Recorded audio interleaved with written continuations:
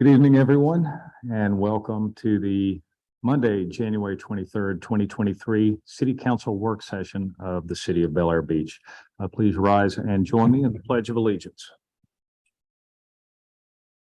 Pledge allegiance to the flag of the United States of America and to the republic for which we stand, one nation, under God, indivisible, with liberty and justice for all.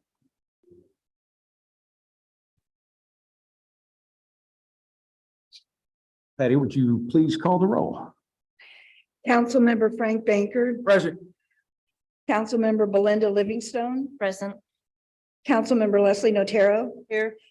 Councilmember Lloyd Roberts. Present. Councilmember Mike Zabel. Here. Mayor Dave Gaddis. Here. City Manager Kyle Reefler. Here. City Attorney Randy Mora. Present. And Vice Mayor Jody Shirley has not yet arrived. Thank you very much, Patty. Before we begin, I would like to set a time limit on the meeting for no later than 9 p.m. During these work sessions, 3 hours, we're all burnt out. We're just ready to get out of here. So we have, even though there's only 6 mentioned agenda items, they're pretty aggressive. I figure by the time 9 o'clock rolls around, we'll be ready for a break.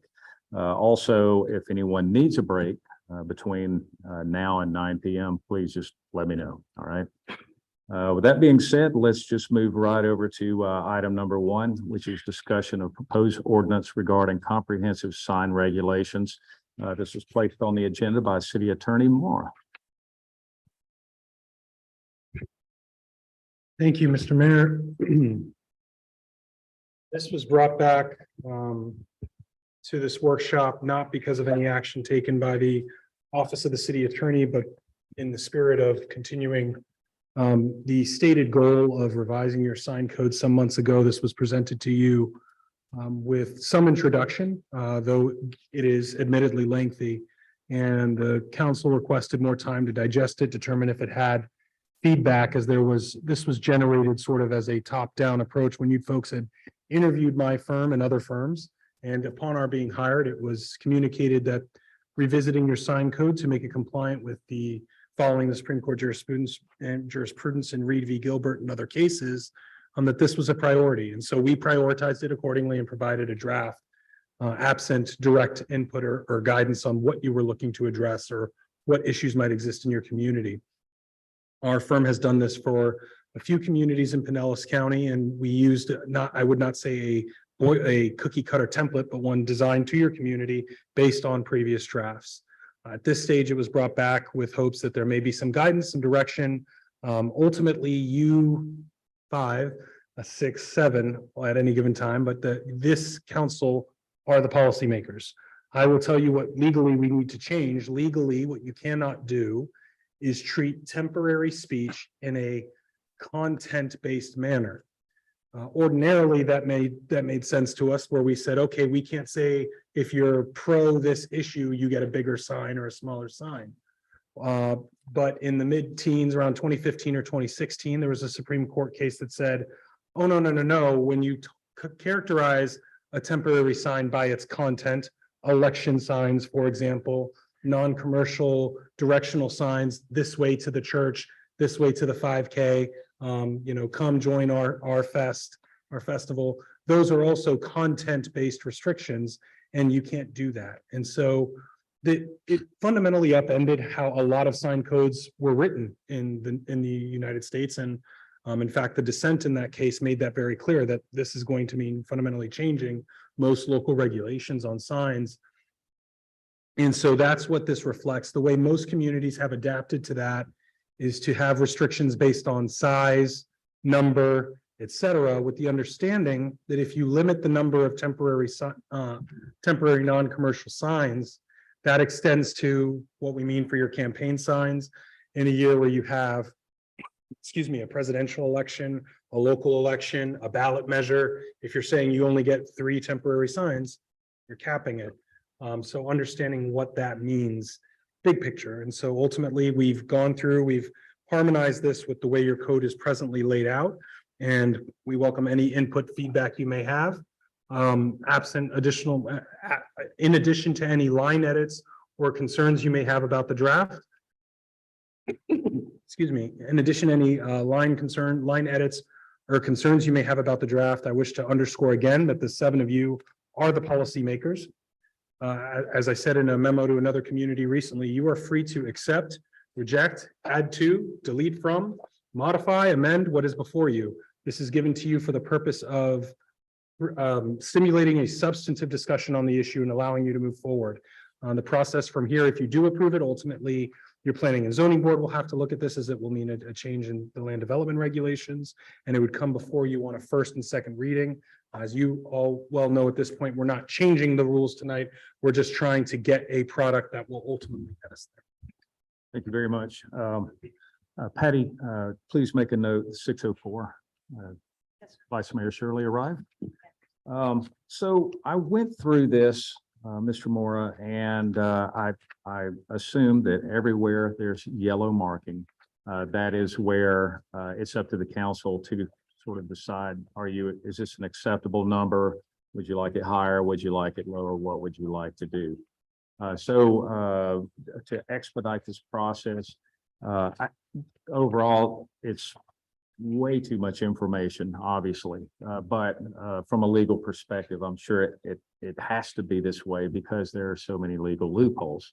What I would like to ask you to do is everywhere there's one of these yellow highlights, can we just jump to it? You give a quick explanation for it and what it is you're looking for, and then we'll go around the council and we'll try to knock these out.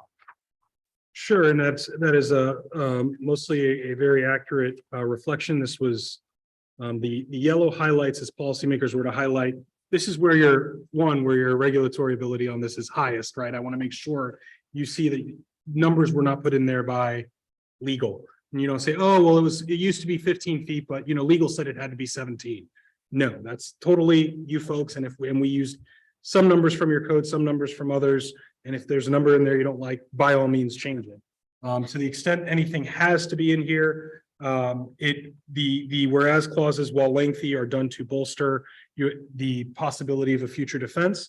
I'm not going to represent to you that you absolutely must have them or we can't pass this. I do want to make that clear that I respect your authority as the policymakers in that regard.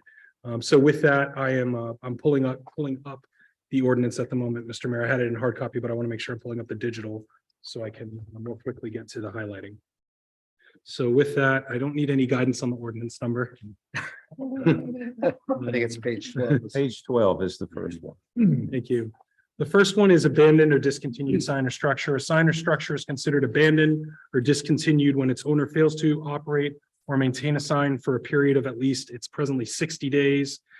This is really targeted towards most especially where you have that, and we've all seen this, especially following the recession, that major business in your community. Again, in your community, you don't really have a business district, but let's say to the extent you have the condominiums, a building gets destroyed post some unfortunate natural disaster, and then that sign sits there for another 5 years because yes, they technically own the property and they're not doing anything with it. What is an abandoned sign? And what are the regulations that flow from that?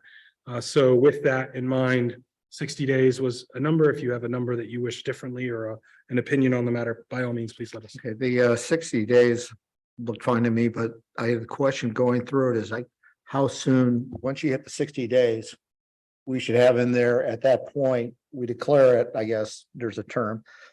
How long do they have to remove it? Saying you hit 60 days, we make a statement, and then now you have 2 weeks to remove said sign. So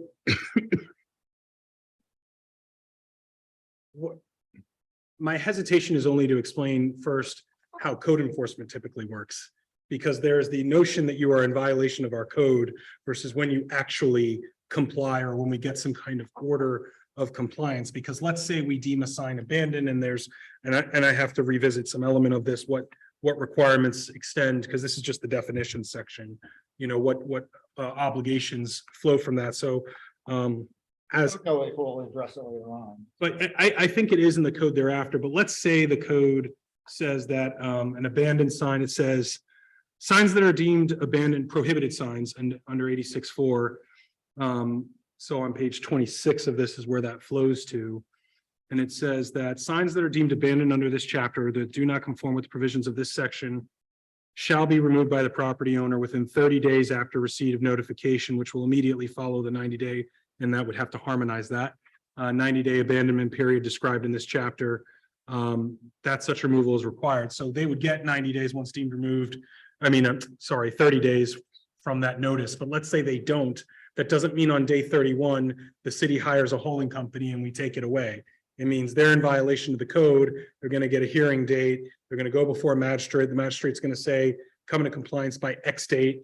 If they don't, then they'll get a fine for every day past that day. And if they continue to ignore it, the fine accrues.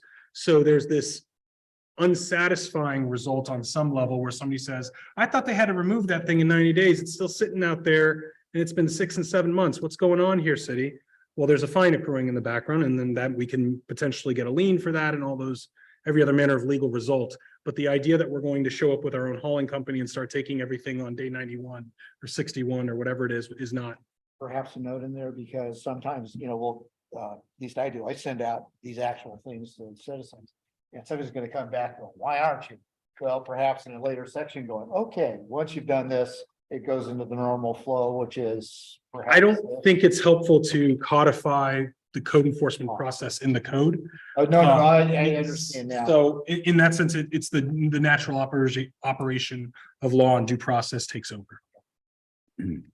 So yes, go ahead, Mr. Roberts. I was just going back to page 26, Randy. Mhm. So just to make sure I understand the flow, in that example, under A, it says a 90-day abandonment period. I just said I'd harmonize that to the 60 or whatever. Okay, number got you it. folks pick, but you're right. It that was just needs just- to be the same number, whatever, right? Yes, sir. Okay, got it. So if we set this to let's say 30 days, how much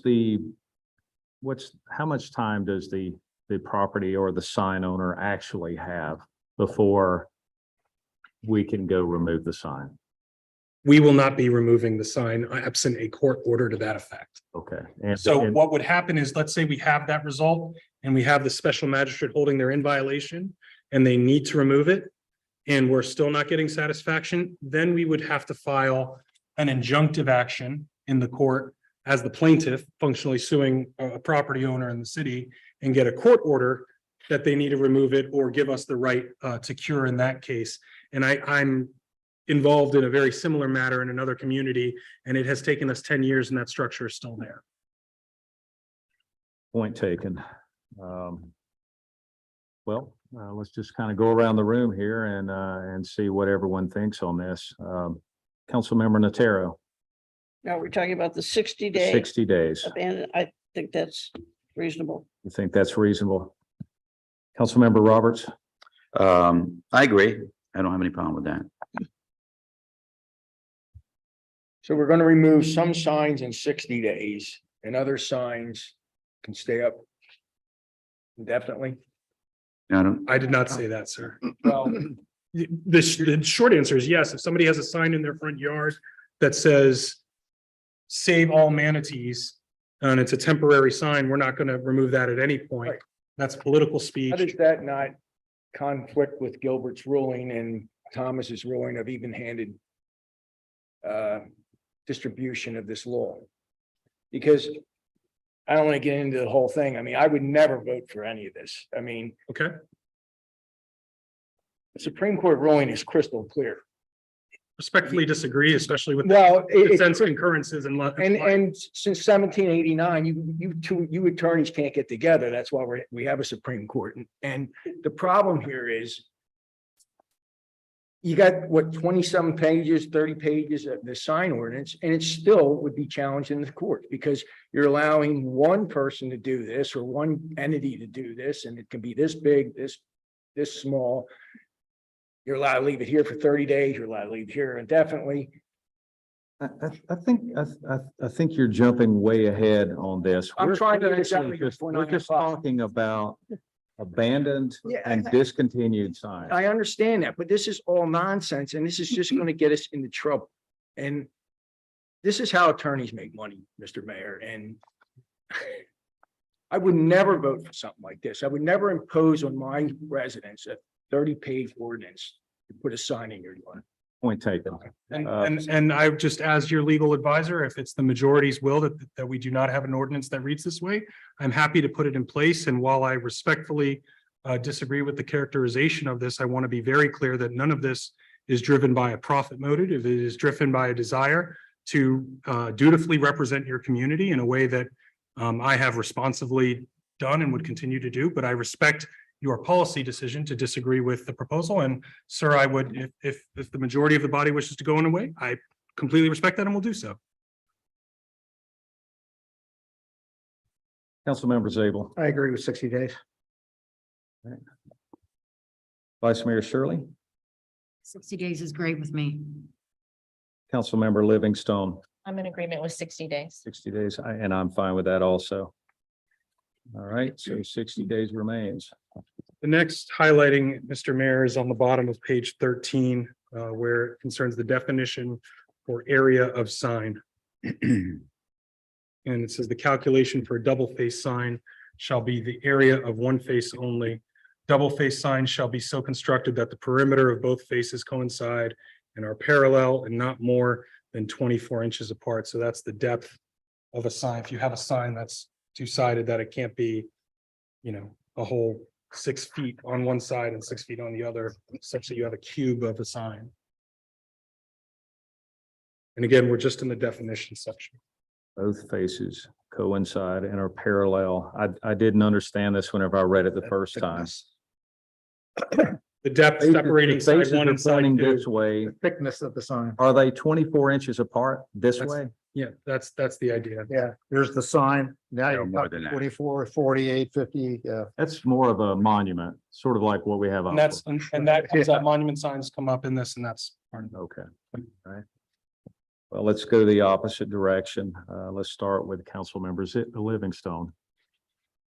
If you're talking about a temporary sign, I mean, I accept your legal expertise on 24 inches. 24 inches seems kind of wide to me. I would think So this is something for all signs. The definition is this is not specific only to for temporary. temporary. Okay, okay. Okay. I'm fine with 24 then.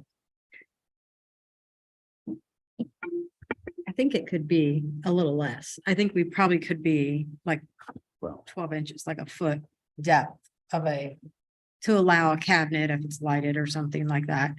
I think 24 is a lot.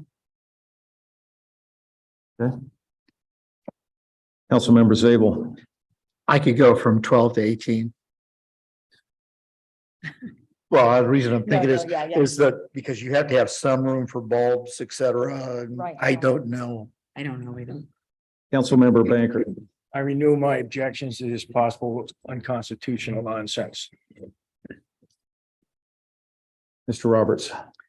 If, Mr. Moore, could you give me just one example of that type of sign? I think you started to give one. So what would be an example, just so I get a better visual? If you pull up to a McDonald's and they've Okay. got a sign out with let's say at the base there with the arches on one side and the arch on the other side. And in between, it's a block. And Okay. so when you're on either side of that, It would you say can see the the same McDonald's. thing. it's Got it. how far apart is each golden arch? You're looking at sideways, yeah. Right. You know, like your dentist's office, all those sorts of monument type, how far apart is each side of the thing? And it's to avoid somebody taking up a great deal of space, just Okay. based. It's like you're looking at me now, I'm the sign, but if I turn Right. sideways, you see my gut? Yeah. That's. 36. That's right, the size of your gut. You got it Yeah. mentally now.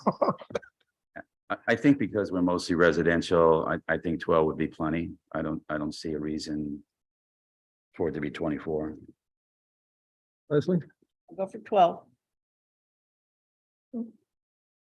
just for argument's sake, how wide is our monument sign? Ours is larger than 24, About 3 feet, maybe? I'd say at least, because the Like board's that. got to be 4 to 6 inches and then in between, yeah. Well, I would be fine with 24. So there's 2 24s, 3 12s and an 18. I'll go 24 with you. All right, and you had 18, so now it's split right down the middle. So what would we what's have the to do answer? to that monument situation then, that would be out of compliance. There's a difference first for government properties as they're regulated in this, and that's Okay. also consistent with the constitutional guidance, but I would say that ultimately, if there is a sign, you have a non-conforming structure, the structure would likely endure until such time as the structure, the sign was destroyed, in which case it would have to come into compliance, is how that would ordinarily be treated. Well, let's go back around. Let's knock this one out right quick. Anyone changing your minds? I'll change mine. 24 is good. 24. All right, so that's 4-2 now. And again, this is the workshop phase. If at some point you, after today, you start realizing I didn't quite know we were looking at something like that, or you drive around and start seeing things, this is just to get the process started. Right, and after we make these changes, we'll be presented with an updated copy and with probably more highlights and things to consider. The next definition is artwork. On top of the very next page, if displayed as a two-dimensional representation on a flat surface, the same shall not exceed a quarter of the total surface area. However, if displayed, and then the next one is a half there, those definitions. Okay, Councilmember Bankert, would you prefer that I just not call on you during this You conversation? can call me, and for the record, I'm gonna repeat. Renew my objections is possible and unconstitutional nonsense. I mean, this is just bad law. in my opinion. Okay, I will continue calling on you then. Councilmember Bankert, I'd like to hear your opinion on this size. I renew my objections to this unconstitutional, possible, and unconstitutional nonsense. Mike Zabel. No, we can add it. I'm sorry, I'm just thinking graphically. Yeah, 1/4 is fine. That's the graphics, and then obviously underneath or above or sideways is the lettering saying something hotel, our phone number, no vacancy. Vice Mayor Shirley, I'm fine with it as it's written. Ms. Livingstone, I'm in agreement. in agreement? All right. Mr. Roberts? All good. Yes. Arrow, all right. And now I'm just curious, is this any surface that they decide to turn into a sign? I believe it is, yes. So Because if I because want it's in to- like Nashville, you've seen that it's become like the walls of your building. So if I wanted to paint 1/4 of my garage door, that would be acceptable, is that right? Potentially, and again, that would, this is. I would, the it depends factor of every legal issue is going to come in here, but potentially. So a campaign sign, for example, if I wanted to do 1/4 of my garage door, it's okay, according to this policy, right? I'm looking at it as artwork, not. Yeah, this is the representation of a creative stars idea and that is stripes. expressed in an art form. But Dave for mayor. He's the art stars and stripes, I thought. Great question, though, Mr. Mayor. There are some, our code also has some language about how your house can be painted, right? So, Uniform. right, so that would take care of that problem. The reason why I'm asking this question is I'm just trying to clarify, does a sign policy override or overrule I guess the property design, paint, landscaping, et cetera? Now, that's why I brought that up. I just wanted to, was looking for some clarification. That's a question I'll digest some more. I just, I'm not trying to think about it in the vacuum of this moment. I'm not in the best position to give you an answer. That's fine. I will agree, tentatively agree with the 1/4.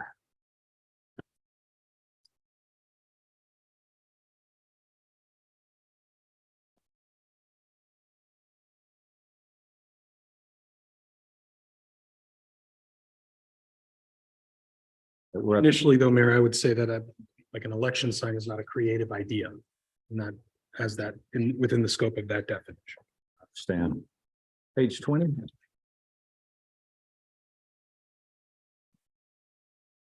Yeah, I'm not sure about this either.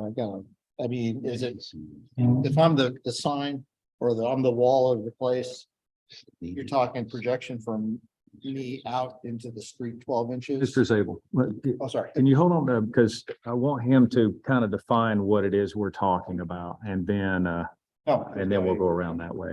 So we're on page 21. 20. On the, 20. sorry, 20, it's 21 in the PDF I'm looking at, my mistake. Page 20 at the bottom, the definition of a projecting sign is any sign affixed perpendicular at any angle to a building or wall in such a manner that its leading edge extends more than, and here it says 12 inches beyond the surface of such building or wall. Standard channel set letters on signs do not render a sign a projecting sign. So here a projecting sign is any sign affixed again to the front of the building, or at an angle perpendicular like this to a building or wall in such a manner that its leading edge extends more. So if you've got coming out of here candy shop and it goes more than 12 inches beyond the surface of the building or wall that it's extending from, it can only be 12 inches long, basically coming off that wall. So a good example would be somebody hanging a welcome sign. Yeah. Above their More door, than 12 basically. inches off, yes. And again, I want to reiterate, and especially to echo Mr. Bankert's present position, I want to be very clear. If there's a kind of sign that you're like, honestly, I don't want that regulated. We don't have to regulate it. You folks are the policymakers. We have given you here is everything in the universe to consider. And you can take it, leave it, modify it as you wish. Thank you very much. Ms. Natero, 12 inches is fine. Mr. Roberts, I'm fine with how it's written. Mr. Bankert. Because of the last issue that the vice mayor and the mayor brought up, I strenuously object to this possible unconstitutional ordinance. Mr. Zabel, 12 inches is okay. Vice Mayor Shirley, 12 inches is fine. Ms. Livingstone, I'm in agreement with how it's written. and I'll agree with that also. So we're, And I want to be clear that this is the definition section. Right. So that's defining what a projecting sign is, but under 86-4, which we'll get to in a few pages, there's a list. And while I did not specifically highlight anything, because again, all of this is up for discussion, as we look at these definitions, be mindful that some of these signs are prohibited. A projecting sign is a prohibited sign under this, as drafted. Portable signs, roof signs, all prohibited signs. So remember, this isn't a restriction as much as it is a definition.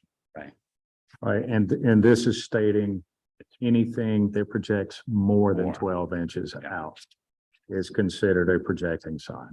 Correct. All right, next page is 22. Down at the bottom, the vehicle sign. And a vehicle sign is a sign which covers more than 10 square feet of the vehicle, identifying a business, product, or service, and which is attached to, mounted, pasted, painted, or drawn on a motorized or drawn vehicle and is parked and visible from the public right of way unless said vehicle is used for transporting people or materials in the normal day-to-day operation of the business. I think that definition speaks for itself. Again, whether or not you wish to regulate that in a certain way is addressed later on. Councilmember Livingstone, As far as the description, I'm fine if we're going to address them later on. Vice Mayor Shirley, Fine with me. Councilmember Zabel, Fine with me. Councilmember Bankert. I again object to this possible unconstitutional ordinance. For the sake of expediency, if you don't mind, I'm just going to bypass you on the next. You can next just go. note that, Pending objection noted. no, I did change it last time. The What's that? strenuous, Yeah, exactly. All right, Mr. Roberts, Yeah, so if it is less than 10 square feet, Mr. Moore, what is it defined as? Not a vehicle sign? I'm just curious. So ugly. said if it's more, if it's more than 10 square And it would feet, not constitute a vehicle sign. okay, it's not a vehicle sign. It's just, So, yeah, if you just have a square foot that says Jimmy John's, okay, it's not a vehicle sign. okay. So later on, when they reference a vehicle sign, we'll know that it's something that's more than 10 square feet. Okay, I'm good. And it sounds to me, whenever you count the number of square feet, a small magnetic sign on each one of your doors would be acceptable, or would not, we couldn't qualify it as a vehicle sign. Ms. Notaro, 10 square feet works. and I'll agree with that one also. But just to point out something there, Mr. Mayor, so if you have two signs, 2 by 3, that's 12 square feet, so Right. then it's a vehicle sign type of deal, so. I know you had like really large ones, which was good. They're on my refrigerator now.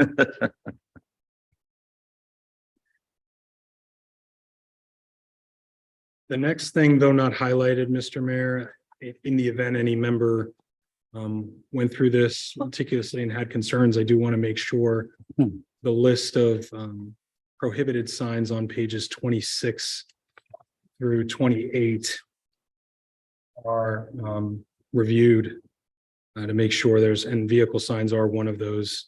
It says vehicle signs visible from the street right of way within 100 feet of the vehicle and where the vehicle is parked for more than 2 consecutive hours in any 24-hour period. That's how that reads.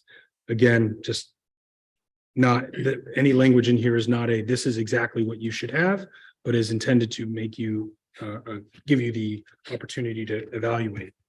That said, I wasn't sure if there was any input on the prohibited signs as you read that list.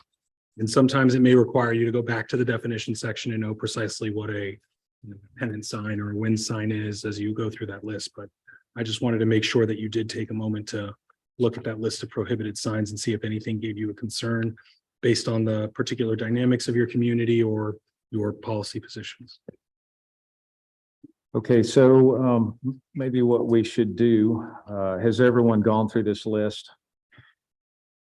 Nice.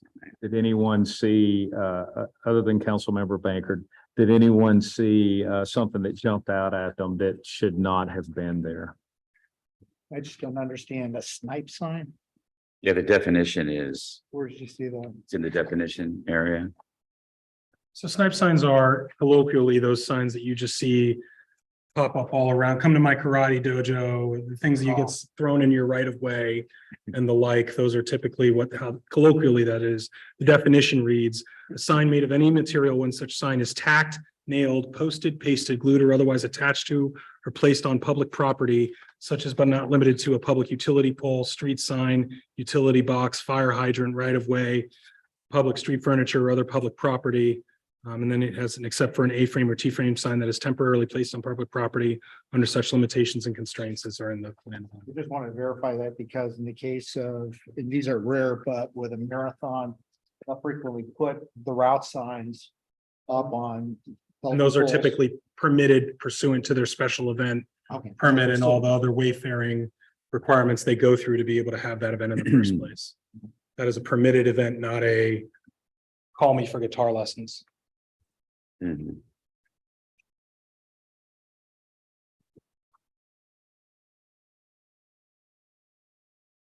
So absent any specific feedback, and again, this is just our first go through of this, I'll just continue to the next highlighting unless there was a different, unless the council wishes to proceed differently. Next highlighting, I think the vehicle sign, we're gonna have an issue with. I think there's. I'm sorry? jobs, The vehicle sign, there's plenty of job sites, their trailers are parked there with signage on the vehicle. Mhm. Well, in your community being smaller, tighter, what's visible from the right of way is bigger than what you might see in a community where there's more separation. So if you, that's definite in the prohibited sign list, it's FF on page 28 of the document, 29 if you're following along digitally. So if that's a prohibited sign category definition you wish to revisit, by all means, or restriction, I should say, by all means, please let me know. I mean, it'll wear code enforcement out, right? Yeah, that's what I thought. It allowed it under that previous reading that we had. Unless said vehicle is used for transporting people or materials in the normal day-to-day operation of the business. So if I got an electrician, that's gonna be, handyman that's working there 8 hours. He's in the day-to-day operation of his business. So that type of sign, even though it's more than 10 foot, it's on the side of his van, that's okay, because it's gonna be, I'm not so sure that's how that's intended to operate, because by definition, every vehicle is intended to transport people. Right. I'm not so sure that's how that definition would be applied. Let me revisit that. The way I see this, I'm going, okay, this is like the condo ordinance where you can't drive your work truck home and park it in your driveway is kind of what I'm seeing this as. And I'm not saying that that's bad, but I am saying that there are several construction trailers I see around town that have the contractor's name on them that are parked on the site during the term of the construction period. So Mhm. or on the side of a dumpster. Actually, no, we're revisiting it, seeing it vehicles used for transporting people or materials in the normal day-to-day operation of the business. So yes, your interpretation would be. So a dumpster, et cetera, they're all okay. I would read that way, but again, I will flag that as something that I give particular attention to, both in the definition and its application in FF. Was there anything else that jumped out? Nope. All right. Page 30.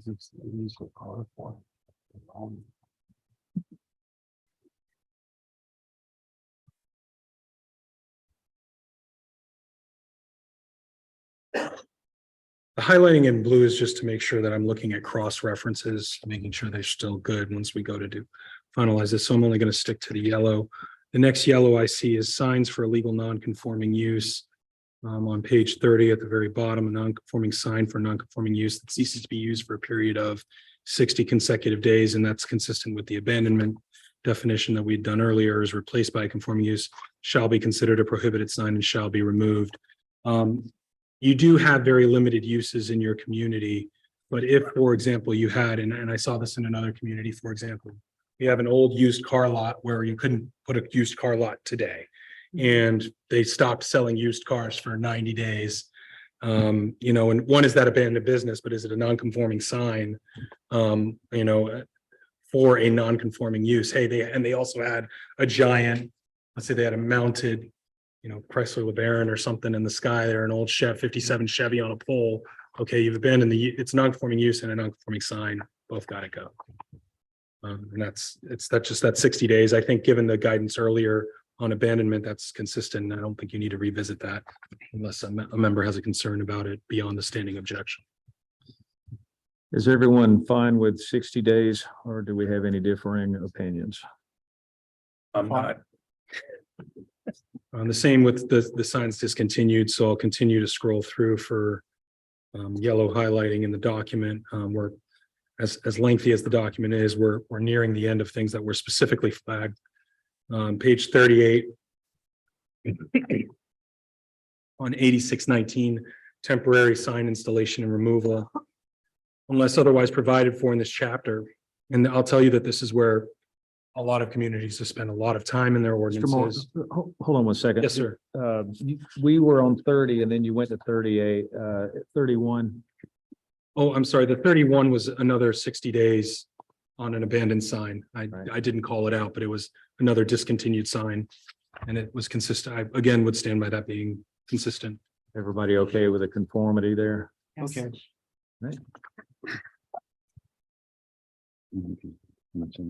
The next thing is temporary sign removal, section 8619. Unless otherwise provided for in this chapter, temporary signs shall not be erected for more than 100 days prior to the event being advertised on the temporary sign begins, and they shall be removed promptly at the event's conclusion. Temporary signs not advertising an event to occur on a specific date, but which are related to the occurrence of an expected future event or transaction, including but not limited to real estate for sale signs, shall not be subject to the 100-day provision of the subsection, but such signs shall also be removed promptly upon the earliest of the occurrence of the event or transaction. So if you're saying for sale, you don't know when sale is going to happen. So you might be out for more than 100 days, but once sale happens, it comes up. And it's that real estate regulation is offered as an example, not a regulation directed based on content. And so in this particular case, the 100 days, this would apply to an election. You can't put, if you agree as written, you can't put a vote for Randy sign out more than 100 days before election day, notwithstanding early voting, notwithstanding the ways that those constructs have changed. And so that same is true on the Komen for the Cure run on November 10th or something. So understand it makes it frustrating for some policymakers because you're treating two inherently dissimilar things in a similar way. But that is the construct that we're operating within. The question, you're talking about 100 days applying to a political sign, but then subsection B on 39 talks about 60 days for political sign Specifically for political. specifically. You see that? Sorry.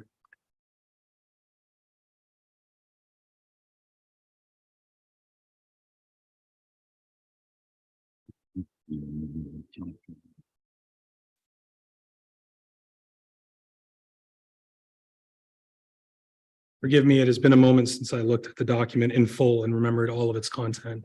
Yes, those are there. Specific requirements for political signs as opposed to other temporary signs.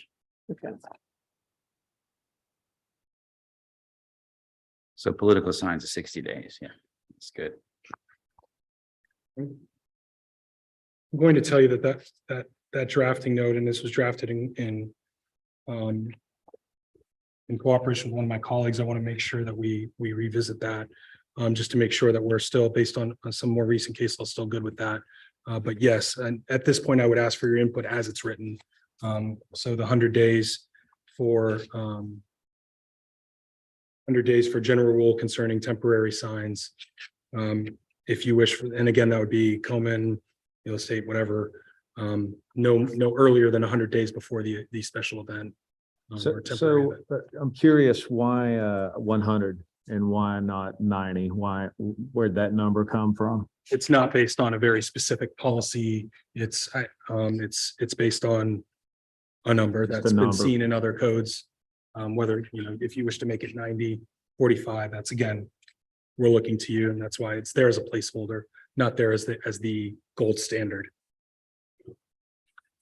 And this would primarily be for events forthcoming. So what are we doing right now, Kyle, with let's see, we had the chili cook-off, we had the beach cleanup, we've had several events here. How far in advance are you putting signs out? The maximum was 2 weeks. Thinking 30 days, dial it back. Oops. Oh, instead of 100? Yeah. Yeah. Mhm. I think 30 should be plenty. I can't think of a reason for it to be more than that. I'd go for 30. I think 100 is over. A long time. 30? Yes. You I know, know what you're you know, thinking. I know what you're thinking. So that added on page 38 would be 30. Mr. Moore, 30 understood. all right. And then now we're to page 39. This is the 60 days for political signs. I know that whenever they were out for 105, people were angry. It's a mess. It was awful. You didn't start it. Thoughts? Yeah, my thoughts are, and you're right, a lot of feedback from the citizens.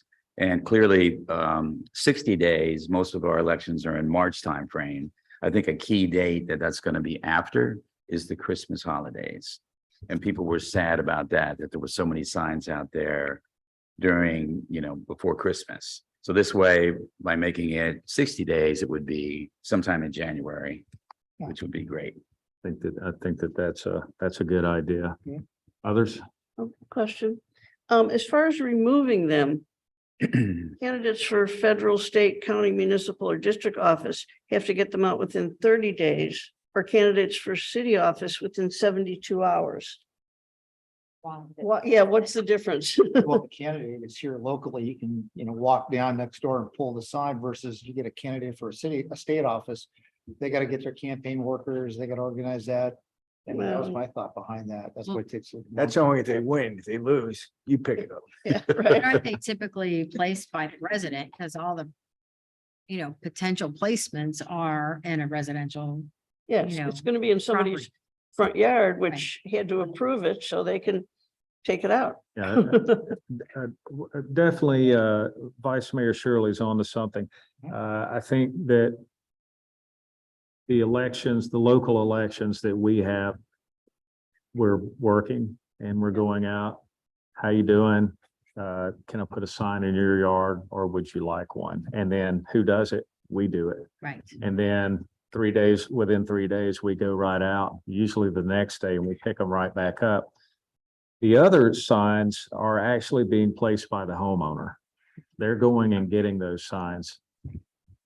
So it's a different situation and they may not necessarily be there. Whereas we're going to pick them up ourselves. So thoughts? Can we shorten it to maybe Yeah. 15 days or something? Yeah. I'd go 30 for seems like a lot, but It yeah, does. Great. 14 days, 14. 2 weeks. 2 weeks. Everyone agree with that? Okay. Yeah.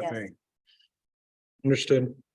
Is that shortening the 30 to the 14 or? Yes, sir. Yes. Yes. Making sure, because there's 30 to 40. three numbers there. I want to make sure we're all talking about the same. 60 remains and 72 hours remain. Okay.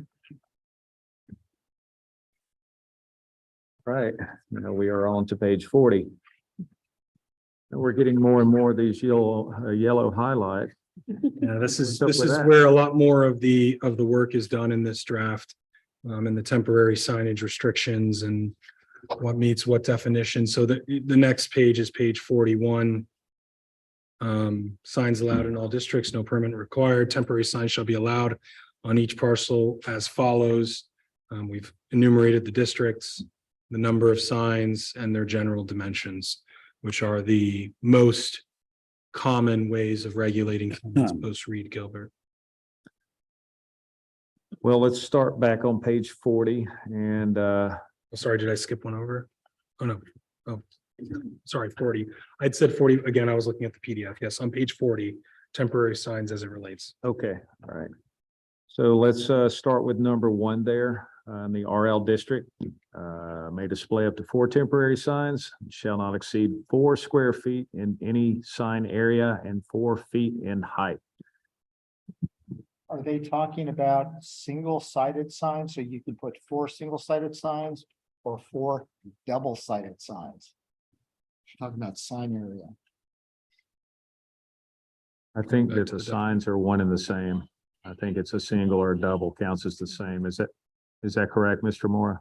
I'm sorry, I was distracted. Could you say that again? Are we picking up sounds from someone out on Zoom? It sounded that way. Oh, Oh, you were in the direction of the laptop. Sorry, sir. We'll go back to the question about, are you talking about single-sided or double-sided signs? Let me get In terms of, doing the calculation. right. This portion of the code makes no distinction between a single-sided and a double-sided sign. and that's the way I read it also, so that works. How about the size? Everybody okay with that? All right, Yeah. and Okay. Renew. then number 2, in the RM district, each parcel may display 1 temporary sign which shall not exceed 24 square feet in sign area and 6 feet in height. Alternately, each parcel in the RM district may display up to 8 temporary signs which cumulatively shall not exceed 24 square feet in sign area and 4 feet in height. So I think what you're saying is if a business wants to stack their signs a certain way, then that's okay. They want to meet those dimensions and requirements. This would be permitted. Again, none of these numbers are offered as some gold standard. If you wish to change any of them, you're free to. Got a brief question, just regarding the RL/RM. I'm not sure about the abbreviation that you're using or the terminology. I'm assuming the RL is the residential, whereas this RM is. It's residential low, so it's all the single family homes and then Okay. residential medium, which is going to be all your condominiums. My concern is with temporary signs in the RM district, the condo area, like, we've got 10 units in our building. If everyone wanted to put out a different political sign in front, maybe there aren't that many people running, but What does your HOA say on that? pardon? What does your HOA say on that? Do you I have, don't know what it says. do some of them say no signs? Oh, no, we, No, I'm just saying, some Yeah, no. HOAs, yeah, not yeah, your. I don't know. And again, it's a point well raised. If you have a condominium association or homeowners association with its own restrictions, we don't enforce that, but they could and would and say, hey, in addition to the city saying you guys have 8, according to us, no resident is allowed to put anything in the common grass in the, in our frontage. And so it might be 0, even though we say we give them 8, they might say it's 0. And we did. We don't see have that. control over how they administer their rules.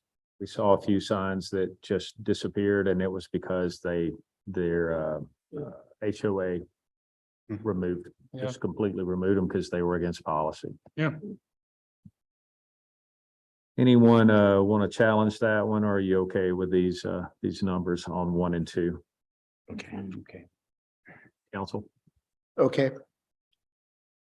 All right. Number 3, temporary signs displayed outdoors shall be constructed of metal, plastic, wood, pressed wood, but not of cardboard or paper, and shall be fastened to temporary support not exceeding 4 inches by 4 inches. I was trying to figure out exactly what kind of support that would be. maybe in the H brackets. If 4 inches. Like a real estate sign post. It's a 4x4. Okay, Oh, that makes more sense. So there's no height, right? construction company that put up. Right. Oh, yeah. Cardboard or paper? I mean, I'm trying to think of what the campaign signs that we've all used. What are They're those plastic. constructed of? Those are plastic? Yeah. Okay. Vinyl. Can't be paper in the Florida summer. Yeah, I think I'm guessing the purpose of that is because as soon as it rains, Yeah. it's got a mess. becomes paper mache permanently on the lot. Everyone okay with that one? Yeah. All right. Now we're down to flags. Okay, I gotta chime in on this one. 2 flags not greater than 50, and I mean, I'll say for personal, I got a 30-foot flagpole and I fly a 5x8, which is 40 square foot. That'd be in violation of this, and that flag code's been up for at least 7 years. Like- Thank you. I gotta It's a nice replace the rope addition on it. to the Yeah. Neighborhood. And I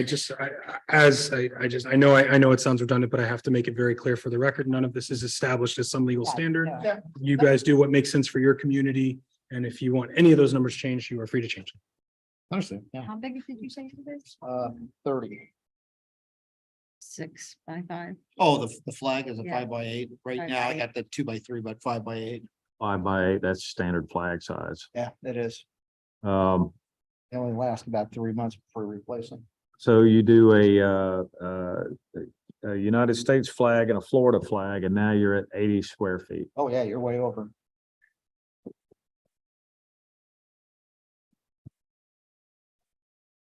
I think there's provisions of the law that were changed for the United States flag. In that attached to Gilbert. Yeah. I'm sorry? I think there were provisions of the Supreme Court ruling that have been challenged on the United States flag. I don't have it in front of me, but exempting flying the United States flag and the size of it. If you have any of that authority, I'm always happy to consider it. Anyway, I'd just like to change this, say 2 flags not greater than, was it 80? And It'd be 2 flags not greater than 40 square feet. Is that right? no, 80. 82. No, that would be 2. 5x8s. See, this sign is area 2 each. flags not greater than 15. I guess Yeah, I was thinking about each flag yeah, they was don't have an each on this one. They got each in the RM one. not totaling RL they look greater great. than 80 square feet. 15 square feet sign area each. being Okay, got it. displayed. Would that make more sense? Yeah, and then 30 for the. I mean, I'll go and remeasure, but I think it's 30, Your flagpole is 30 feet. because I remember. Hey, it's not much of it. Whoa, it's a lot. Which coincides with our building code, right? Can't What be about the higher. resident that has a 40-foot flag? or 35 feet, I think. 35. Or an antenna at 40 foot, Huh? or an antenna at 40 foot. And has a 10-foot flag. I don't know. This is what they call government at its best.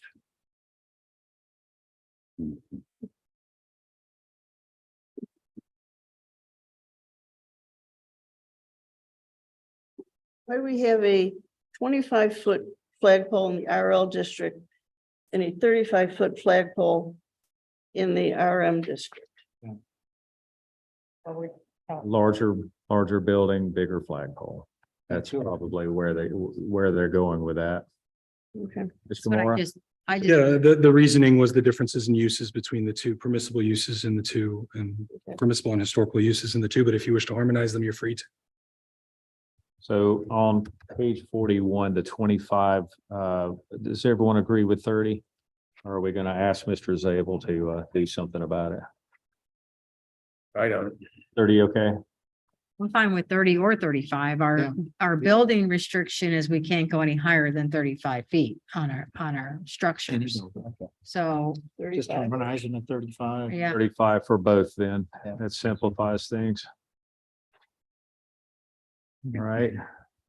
And what did we change the square footage? It was a total of 80, but I think what we want to say is one flag, or you can have two flags, but neither flag can be larger than 40 square. 40 each.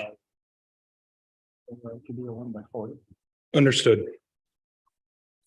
it'll lay on the ground because Yeah. the pole's only 35. So Randy, just curious to me, under B where it says flags.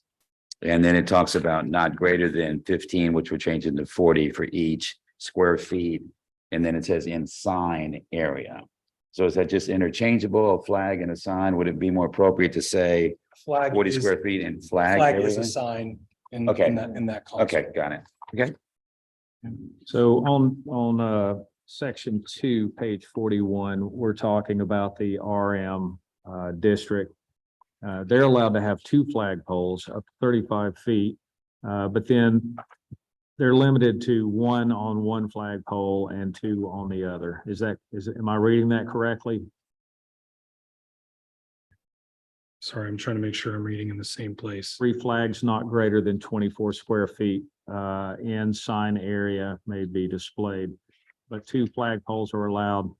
I think that if you're gonna do this, they're probably gonna have one, maybe they could have them at each end of the property. They could have them side by side.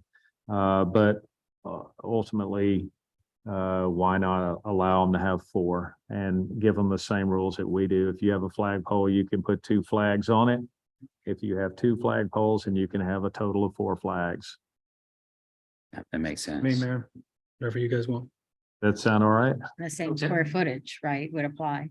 Yeah, the same It's 40. consistent, the 40. And we'll also Per change the flag. square footage, the Yeah. 40. Yeah, the square footage would be 40 per flag. Mhm. A total of 4 flags, but no more than 2 flag per pole. And then, do we have anything in here that addresses these?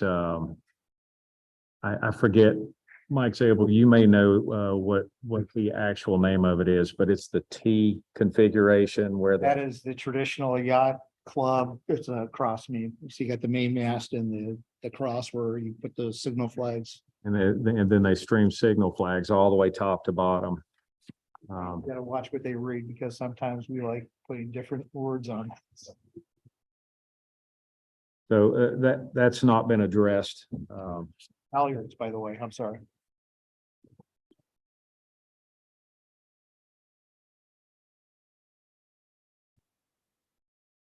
Thoughts? I'm fine with that because we have somebody in the locale that does have I think it's like a 8-footer and has the halyards that they drop, little signal flags on. Or do we just label that as a single flag and ignore the Yeah. the pennants? Because the pennants are really small. In fact, occasionally I'll fly pennants myself. And just bringing it up.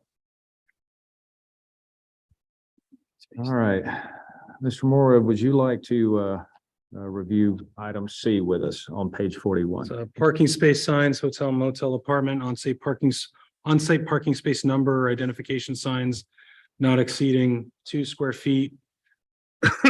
Excuse me, of sign face per sign shall be allowed on each parcel within the RM district. One such sign shall be allowed for each parking space. Maximum height for a freestanding or attached wall sign is 6 feet. To me, pretty direct what it's saying there, but again, if you wish to change that. I think that's pretty consistent with DOT as well. Everyone good with that one? All right, D, Similarly, this relates to street address signs and those put on residential mailboxes with a limit of 1 attached Wall Street address sign. And the street address sign shall not exceed 2 square feet in sign area.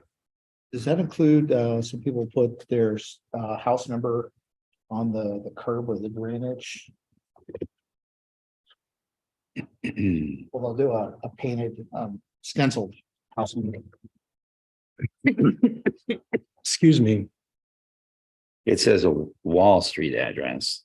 The mailboxes. I don't think as written that it would extend to a curb as it says to the wall and the mailbox as written. If you wish for it to be explicitly accepted or included, please let me know. Like to accept it. everyone okay with that? Mhm. All right. Let's see here. Now we're at F. Yes, we're at F and warning signs and safety signs. Sign code. Not exceeding 4 square feet in sign area shall be allowed in all districts. The maximum height for these signs shall be 4 feet unless otherwise required by applicable law. Explain to me, are we talking about a good example, hazardous beach day, something like that? What type of warning signs are we talking about?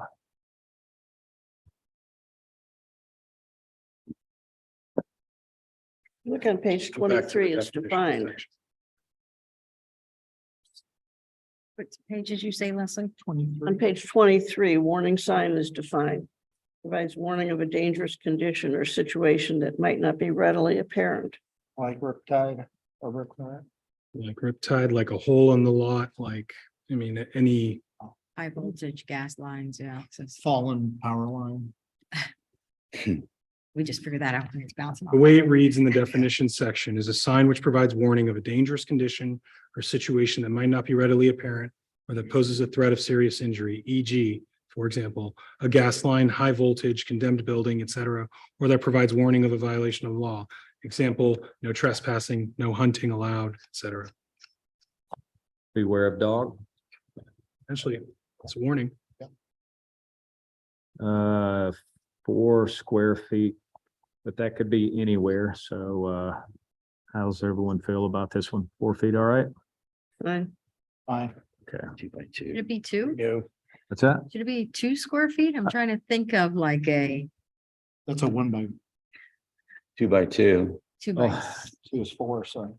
Yeah, I'm trying to think of, you see the no trespassing Oh, the sign. traditional, they're Yeah, what are about those? Those are- 12 by 8. They're small. Not bad.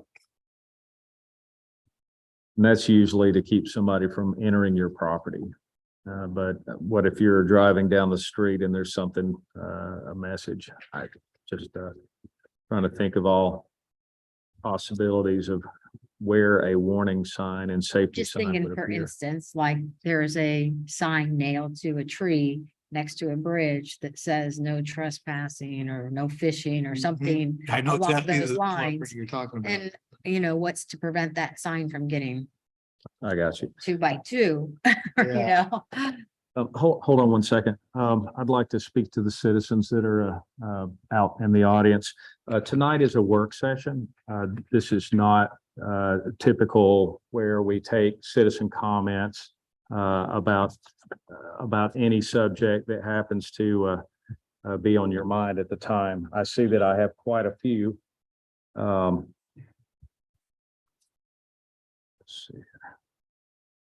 Okay, whenever we get to items that are on the agenda, I will call upon you for these particular ones. That I see one about selling property. I can't help you with that one tonight. However, you're welcome to hang around until the end of the meeting and speak to any of us, and then we'll try to respond to you at that time. And the purpose of that is to keep this meeting going. And we will be wrapping up this meeting at 9 p.m. So we'll all be available if you'd like to speak to us directly. You say wait for questions. I'm sorry. Wait after the meeting for questions. Well, we've got several things that are on the agenda that I will be more than happy to hear your opinion. But I can't promise you that we'll get to it because this is a lengthy meeting. I texted before to speak, that's what it's like. And some others did. But if that's the case, we can leave as long as there's nothing past 90 minutes. That we're not passing anything As a tonight. matter of the rules of procedure, nothing, no official acts can. Yeah, all this is a work session, and feel free to contact any of us. And whenever we do our regular council meeting on the first Monday of every month, the very first thing that we do is we take citizen comments. And if there happens to be a concern about a certain agenda item, we'll call upon you at that time for those items. Thank you. Okay, where were we? We had waterfront identification signs, Mr. Mayor, unless you folks were still concerned about the 4 feet on warning signs. Okay. Any issues with that one? Mm-mm. Vice Mayor Shirley? I mean, I don't know how, it could be abused. I think we should consider reducing the size of that. But I think a 4-foot sign is a pretty big sign to be nailed to a tree. Yeah, I agree with you on that. How does everyone else feel? That's at least the way I read this one. This is going to be on the waterfront, visible from the water. I'm the still one- talking about. She the was still on sign. warning. Yeah, the signs. warning signs, yeah, I'm with you. I understand I that mean, one. kind of It look at shouldn't the- be a 2x2 at all. Yeah. It so should maybe be a the regular, in one fact, and one. what's that size? That's one of those, Yeah, I'm Yeah. thinking like what is it? 1.5 by 1 would be the most, which is 3 square feet, something like that, or keep it at 2. I don't know, but I think it needs to be smaller than a 4 square foot sign. Does everyone else agree with Vice Mayor Shirley So you just want to make it 2 square feet, on item F? right? Yes, Item F. Warning signs. 1.5 by 1 would be obviously 1.5 square feet, which would be less than 2. We wanted to make it 2 square feet. 2 square Two feet, signs. yeah. How about the 12-year-old that loses a dog or cat? Are we gonna hold that 12-year-old to the size of the sign and post it up on the telephone pole? If it stays, it might get taken down because it's what do we call that? Snipe, that would constitute a snipe sign. And the The maximum difference height you're between what a still good with code- 4 feet, right? The maximum height. Yes, Okay. Then back to the waterfront identification signs. Do you have a problem with leaving that at 4 square feet? Everyone okay with that one? Because you need to be able to read those. yeah. Right. yeah. Right. like, no way. Yeah, I agree. All right, temporary window signs.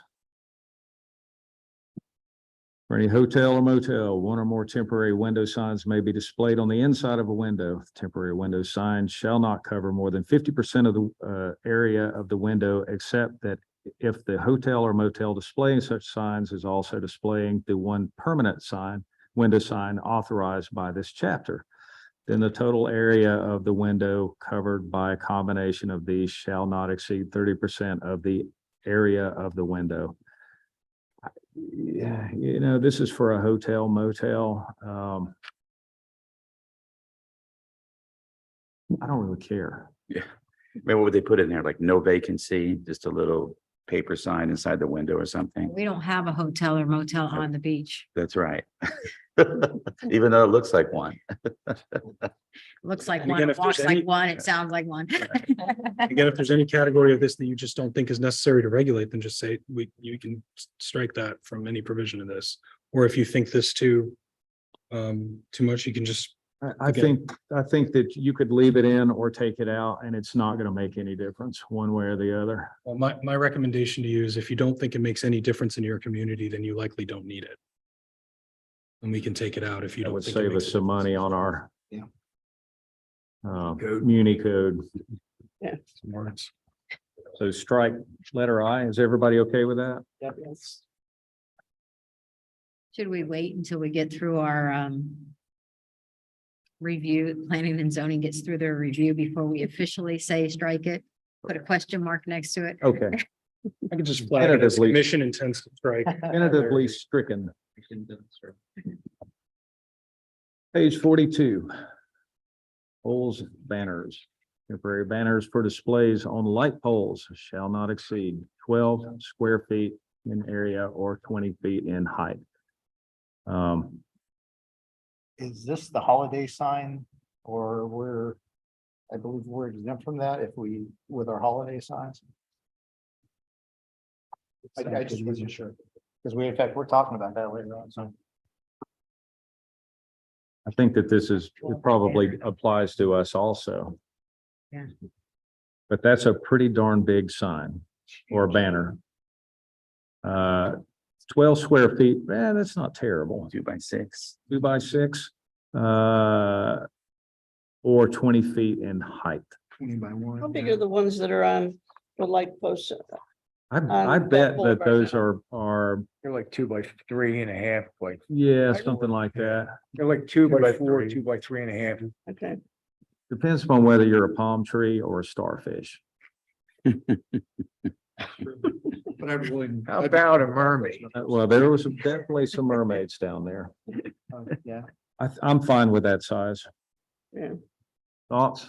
And this is something to consider because we're looking at doing other things in the future than what we're doing right now. I have a thought, actually. I know I saw Kyle and his crew putting up a sign on the building recently. Was that for the Philly football? Was it, No, Kyle? It was the health and wellness. Yeah, the health and wellness. So my thought was, because I see cables going across the street there, and I think we discussed this previously one time, that if we put a permanent cable, just the permanent cable across at the same height, it would have to be higher than whatever lower cable was already there, just so we're not causing any issues. And then whatever type of signs, banners that we want to put in when we're advertising for something, we could just put that on there, stream it across, and it's up in less than 2 minutes. I like the idea, but it's not code. That's not a code discussion. Well, Are you talking across this, going across the causeway, right?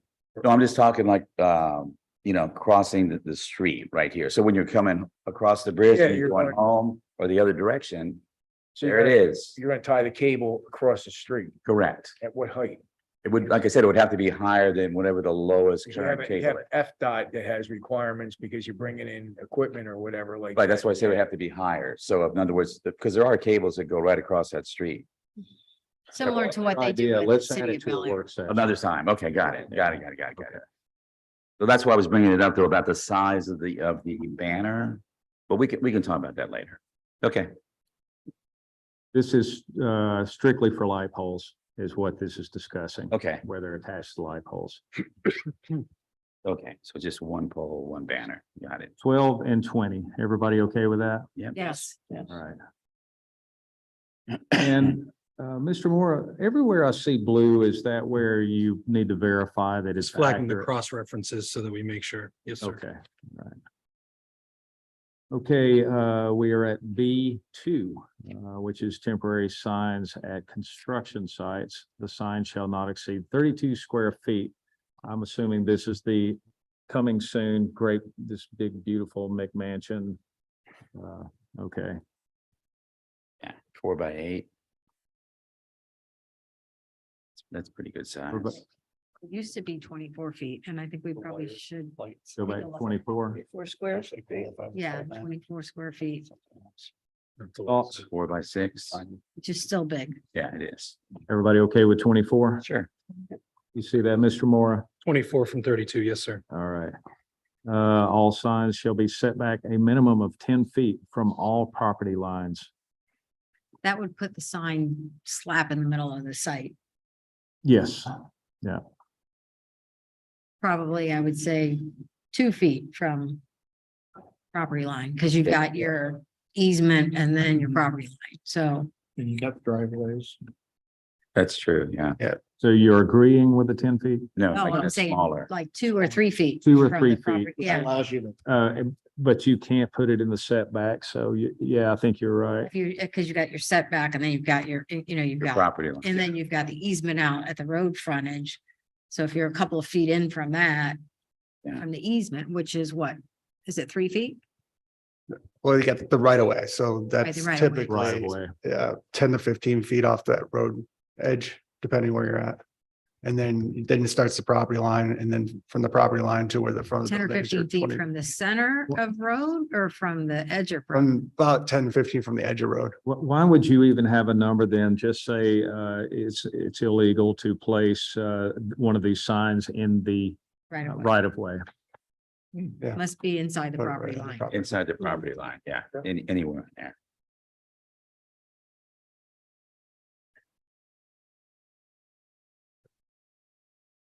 Right.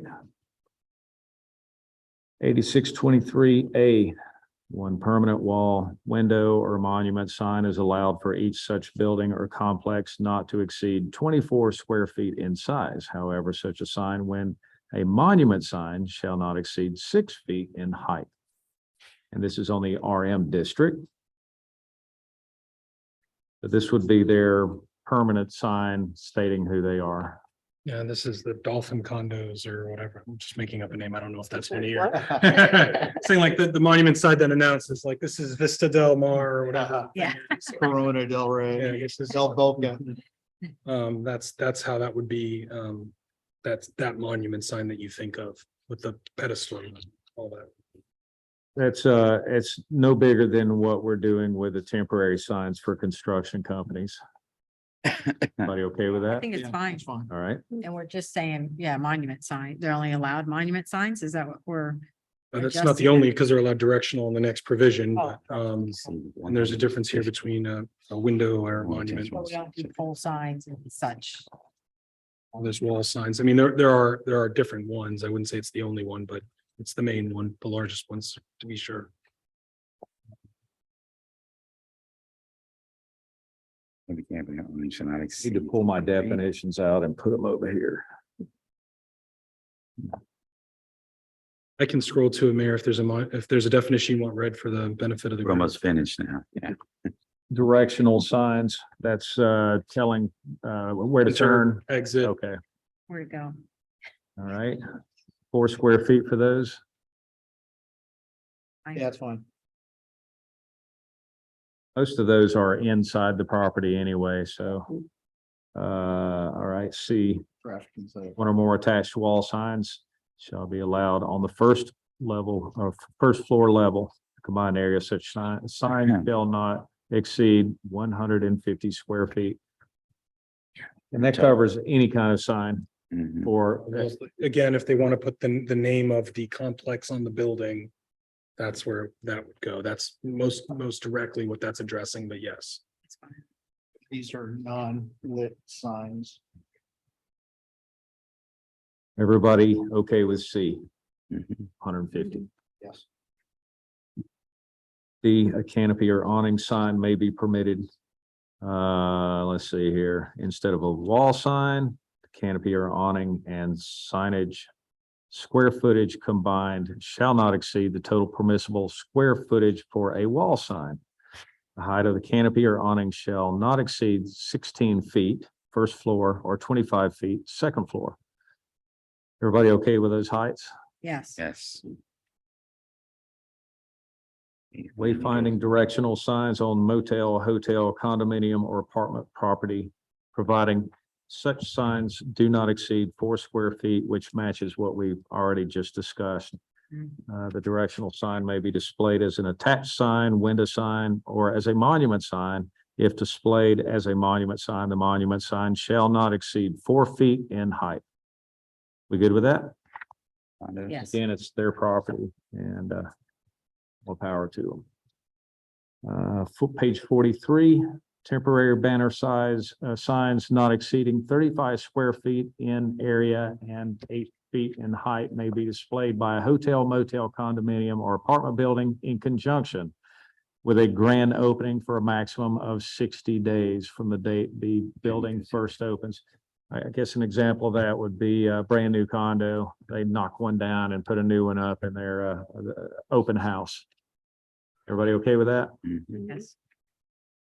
Okay, moving right along here. Almost there, Mayor. Yeah.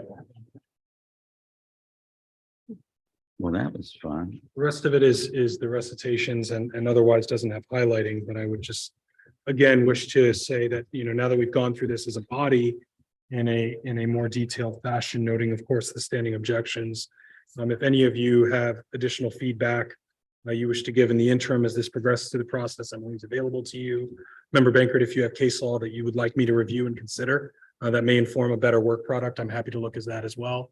With that, unless there's any other action, I'll incorporate these revisions, work with staff, and would you folks like to see this? I'm not trying to meeting you to death, nor do I think I need it. But do you want to see this again before this goes to planning and zoning, or do you want us to clean this up, take it to P and Z, and then come back to you? I just want to make sure we have shared expectations on the process. I would like to see it cleaned up, but everything or the changes put in, but I would like the highlights to remain so they can see specifically. Because even though it was a lot of material, it was relatively easy to go through it this way and just get it out in the open.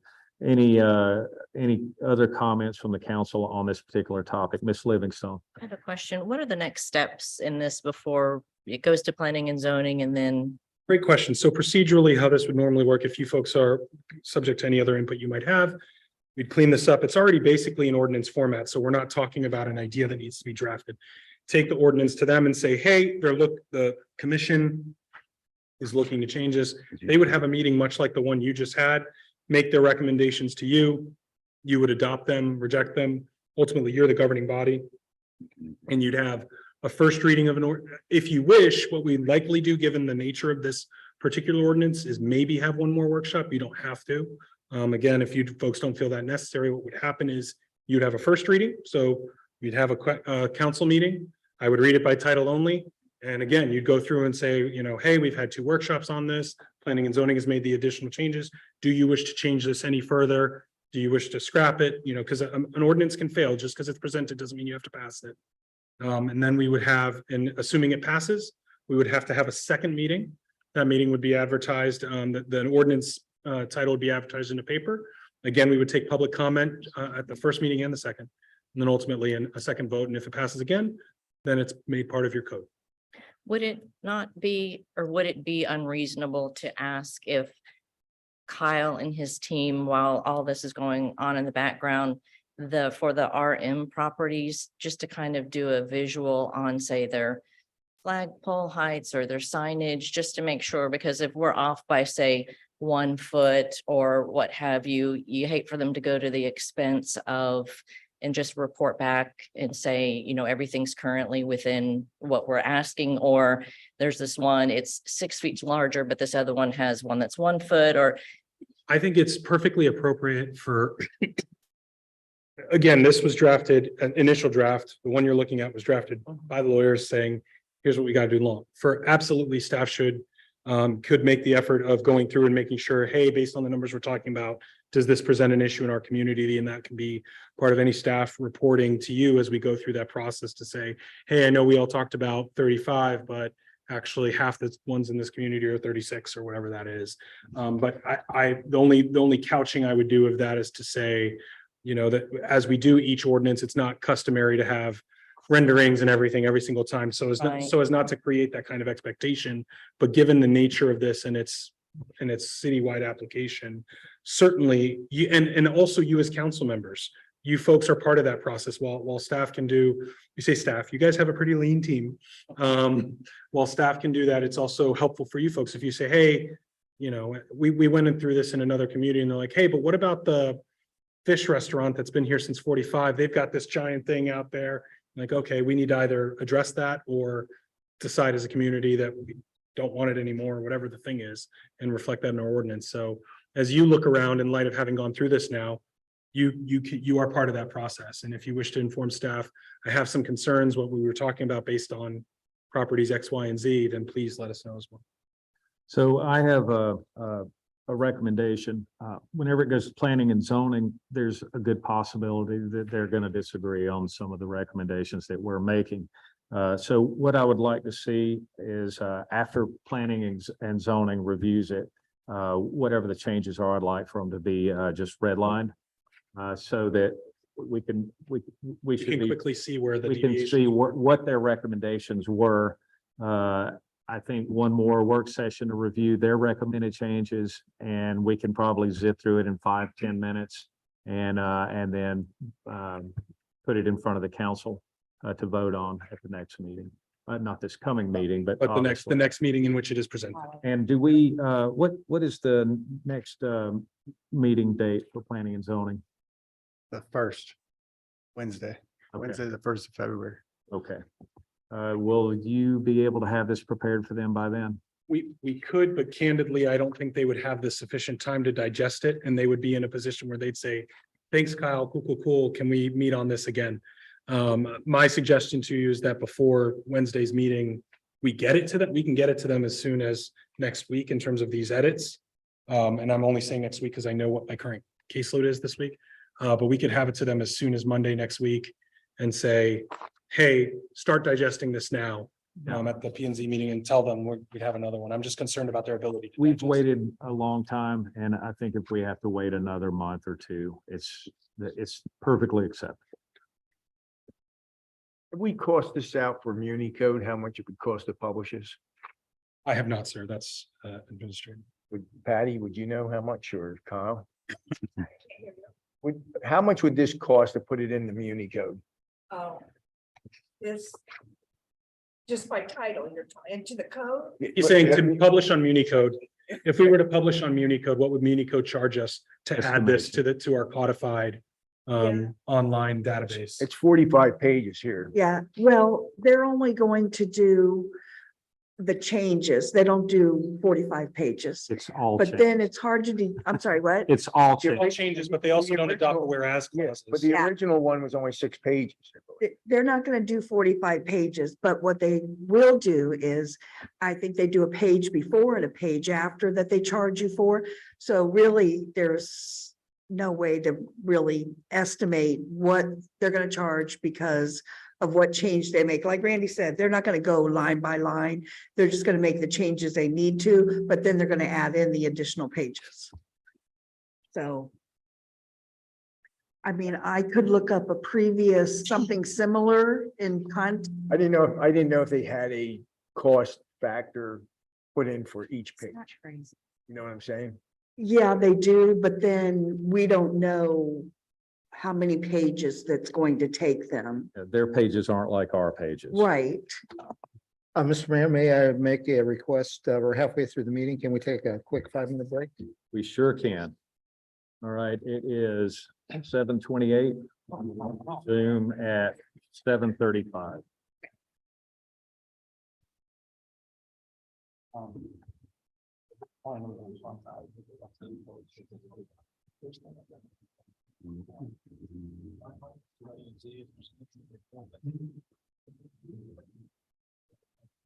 That's what I need to know. Yeah, I can pull up other sections.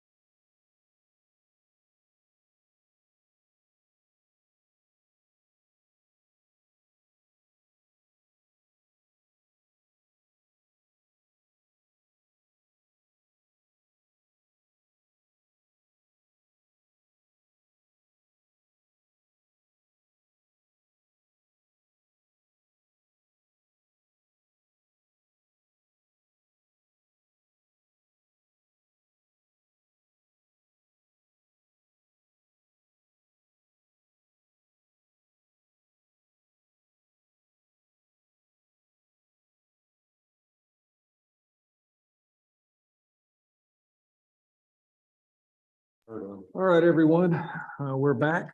And now we are on to agenda item 2, which is an agenda item that Mr. Baker will actually enjoy talking about. All right. And that is a discussion of buoys installed and maintained at Bel Air Shore Beach accesses. I actually added it to the agenda, to the work session agenda because Mr. Bankert was not available at our last meeting. However, based on Mr. Banker's request, I decided to pursue this and I addressed the Bel Air Shore Commission concerning this. And the way that I presented it was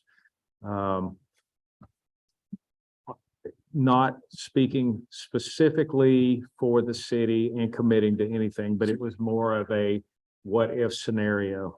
And so I asked them the question, and I think Mr. Bankert has asked them the same thing in writing. And he's also gone and spoken. Can we provide you with buoys in your town? And we fully fund them and maintain them. And the answer was yes, they would allow us to do that. And then I said, okay, I will bring this information back to the council and I will see what the council would like to do. So my initial thoughts on this before we get into a discussion on it, I wanted to go ahead and share my thoughts was that Bel Air Shore, even though we do not own that property, that is our beach too. And I feel that whatever we do on the north end of our beach, we should do on the south end of the beach and not treat the citizens any differently. So if we're going to put every 100 yards buoys on the north end, I would fully support putting them on the south end. But it comes at a price. And I would like for the city manager to kind of give us a rundown on what we're expecting to pay to do a project like this. Can I just briefly say one thing? I wasn't at the Bel Air Shores meeting that you spoke to, but a bunch of residents were, and they said you did a super job expressing the safety for the people 19, and I really appreciate that, Mr. Thank you Mayor. very much. Yeah. Mr. Riefler. So the costs involved, you're looking at, I calculated 16 for our swim zone, for them to extend all the way down to the south jurisdiction. It'd be better to do about 18 markers. And the price for that is roughly around $5,000 for the markers themselves with the shipping. And that covers their entire beach or only the accesses? That would cover the entire zone, like continuing our zone all the way down to All the way south. down to First Street, correct? Yes, and then for the installation, I got a recent quote from who usually comes in lowest. And for our 16 markers, we're looking at $20,000, $2,800.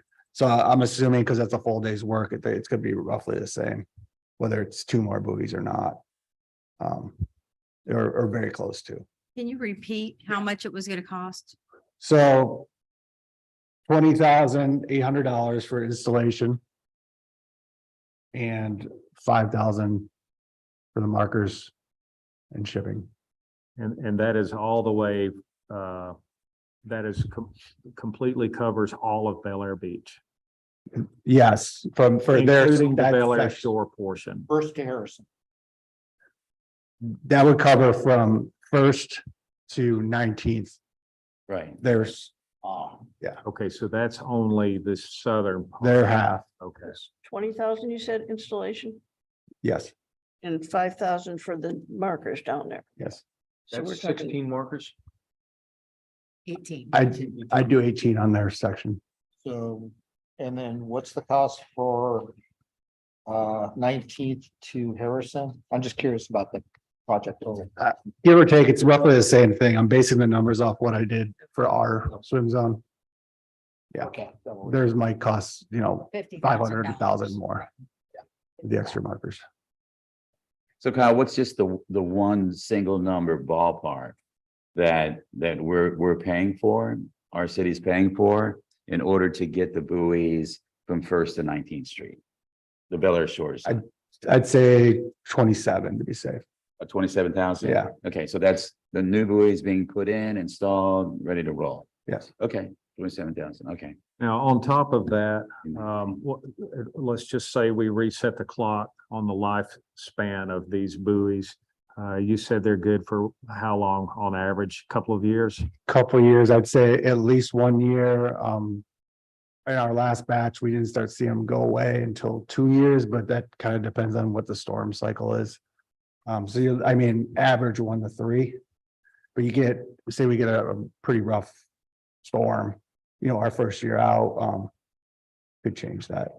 Yeah, because they start staggering a little bit, but eventually, say maybe year 3, they will all have been replaced again. Is that? I would correct? say replace them on a 3-year cycle. Okay. Yeah. All right, so it's not a inexpensive pill to swallow, but I still stand behind whatever we do for the north, we should do for the south, even though it's not our beach, because our citizens, our residents are walking across the street, and once they cross the access, just because they have to leave their umbrellas there doesn't mean that they're not swimming everywhere else. That they're not putting chairs out on the sand. So they use their beach just like we use our beach. And I again, whatever we do for the city needs to be for the entire city and not just for the north or the south, is my opinion. Mr. Mayor, I don't know who the contractor is that did ours previously, but if I could pass these pictures out.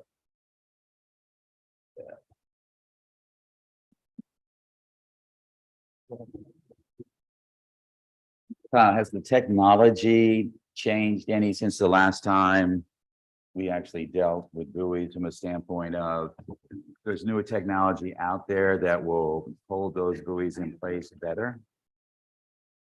They usually break at the hardware that connects the buoy to whatever's anchoring it And over time. And what I'm showing you is one picture of a buoy that washed ashore, and there's other ones I have, same thing. I don't know if you guys know anything about rigging, but you can see there's a shackle that's in that picture. And you can see there's a stainless steel wire tied to the eye of the bolt of the shackle that screws into the journal of the other shackle. Well, this clever fraudulent, I could use some other words, tied that retaining pin so it wasn't all the way in to the shackle's shoulder. Why would you do something like that? Because as the buoy moves back and forth on the chain, it causes a friction. It ruts and deteriorates the throat, especially where the shoulders are on the threads, okay, which breaks loose. Now, if that bolt shoulder was always screwed in, that would have never failed. Further, there's a stainless steel eye on the buoy, and it's a carbon shackle. So the carbon's going to rust. And this is why buoys fail. And this was a deliberate fail. I reported these things to the FWC. They don't really care. But I gave numbers to the towns that the buoys are, because they must have a permit number on them and everything like that. And someone should go after this contractor for installing stuff like this. Is that our buoy? No, this was up in San Key. It was. Okay. See, those Yeah. didn't last long up there. The ones they put at San Key, they lasted about a month. Yeah, but it's something like that, with seawater, it'll chew that shackle right up. I guess if going after looking for them, can we get samples of their work, and if they can bring in a sample going, this is how we connect them. Yeah, There's a best practice that Indian Rocks uses as well that I took from them. It's all stainless steel hardware. It was specified when we get the quotes. In my experience, that the contractor we've used 2 times now has done what he was told to do. I haven't seen anything contrary to that, but It's definitely something that can be inspected before. No, I'm not faulting our past city manager or anything like that. I mean, he's not out there doing this. I mean, this is, you throw it in the water. Yeah. And once you go under there and inspect it, and I will on ours, but.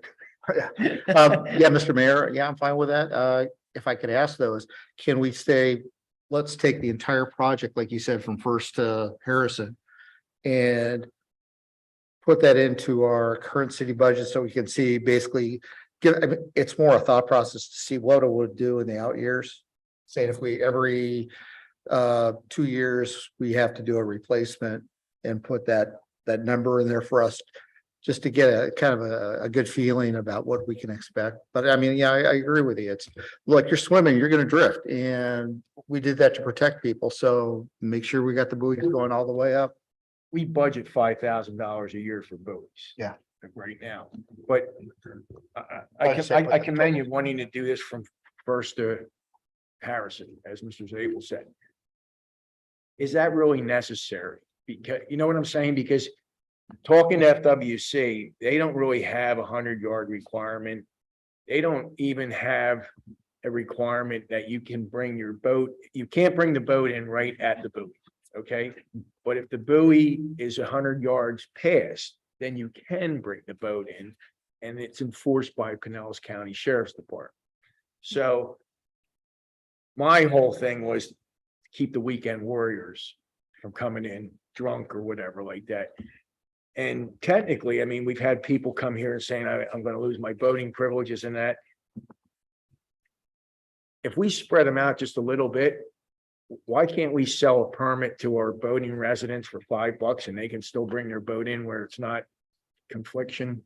No, I don't think you could do They that. can't, so they can bring a boat in presently as long as it's not under power of motor based on the public bathing beach that you folks establish. Mhm. So if it's not under wind power and it's not under motor power, the boat is allowed in the public bathing beach you folks established. that's what the ordinance is, but Yes, sir. FWC, I wrote to them and they sent me back a written email saying, we don't enforce that. So Pinellas County Sheriff would enforce it. Okay, So if we modify something by saying, hey, look, you can bring the boat in, as long as keep the buoys more than 100 yards apart. And it's the imaginary line that keeps the weekend warrior and the person that people of Bel Air Shores, people of Bel Air Beach, you have no problem with safety. It's and look, I'm not against vacationers or anything like that, but it's those. Yeah, we know who they're for and we know what we're trying to do. And it's just basically establish a line of don't come flying through here in your Right. boat. I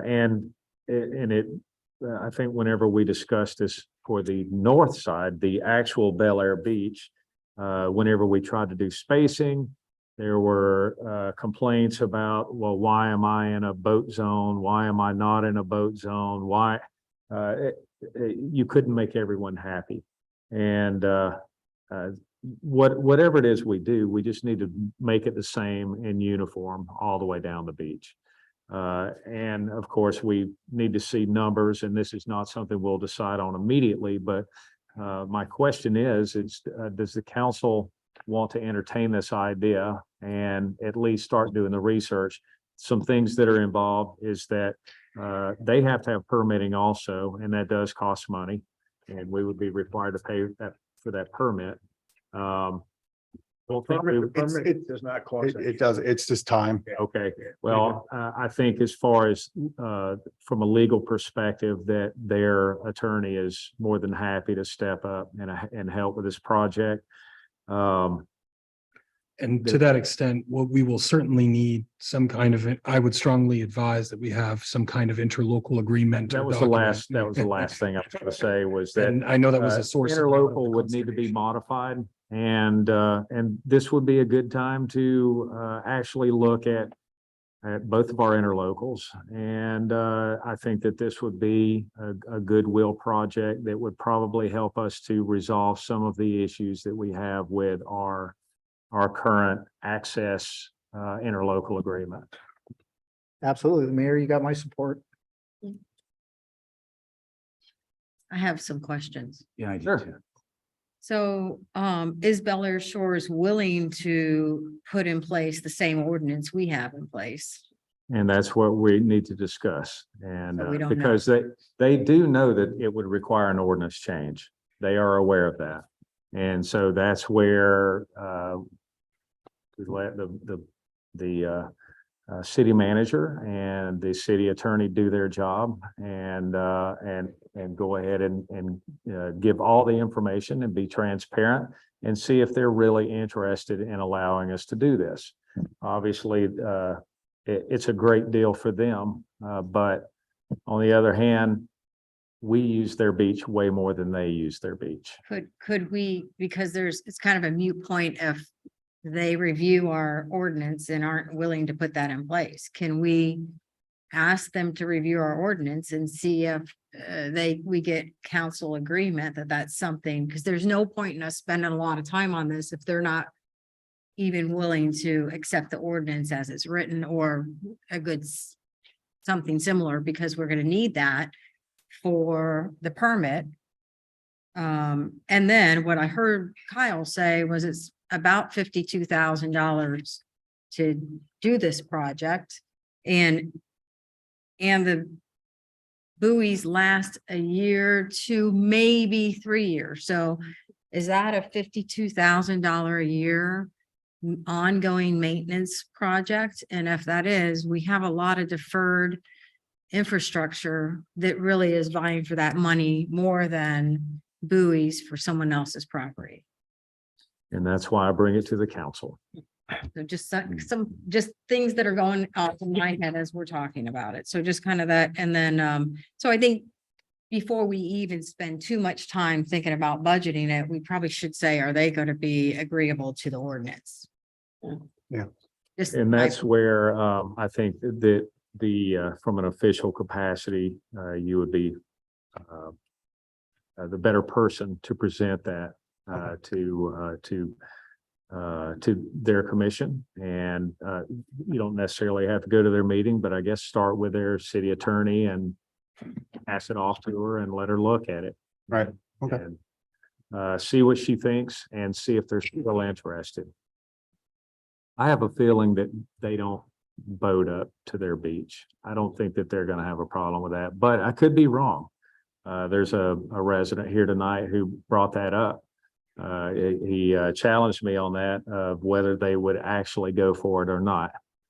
So this is where it starts. And before we even begin this, I wanted to see if this was something the council was even interested in. Everybody good with the start, just asking the question? Investigation. How about you, Ms. Livingstone? You look like you have doubts. I do. I have similar concerns to our vice mayor, but if we can just look and see as recommended, then that's fine. Mr. Banker, do you have the final word on this topic? I think Bel Air Shores would be very agreeable to about 5 buoys. I don't know if they're going to be agreeable to First and 19th Street, according to what Mayor Schmidt said and Mr. Bloom. Because I think one of them said, well, I have a 53-foot yacht I like to bring ashore and everything like that, which you could outside those markers. Good luck with that. Yeah. Yeah, but hey, like I said, you did a great job from what I heard. I think the conversation should proceed. Okay. Yes, sir, Mr. Roberts. I just have a couple more questions about the maintenance part of it. So let's assume we do the entire project.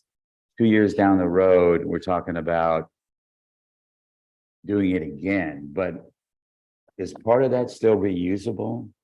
I mean, there's some out there that have been there how long? Those buoys that are. We're down to maybe 4 or 5. It's like a half one. Okay. And those 4 or 5 are actually still in the ground where they were They're originally? there. Since we're doing new markers, we have to pull out the old ones because we have different signage on them. Right. So it'll kind of be a test to see how much effort it takes to break those free. When they go out there to reinstall new Sure, ones. sure. So again, so if we put the new ones in and we're 2 years down the road, we don't really have to change anything. If some of them come loose and wash ashore, we don't really have to buy a new buoy, right? Not Necessarily. necessarily, no. So just whatever failed to allow it to come up to the shore, I don't know if maybe just one of these, broke loose, something to that effect. It's the anchors, I think, is the problem. Right. Over time, they start burying themselves and. then- Sure, and they've been in that Gone. salt water for a while and it's not a great mix there. So I guess my point is, it's probably not gonna be, let's say we spend $27,000 initially on the Bel Air Shore area. And assuming that the cost would remain the same, I don't think we would spend $27,000 2 years from now.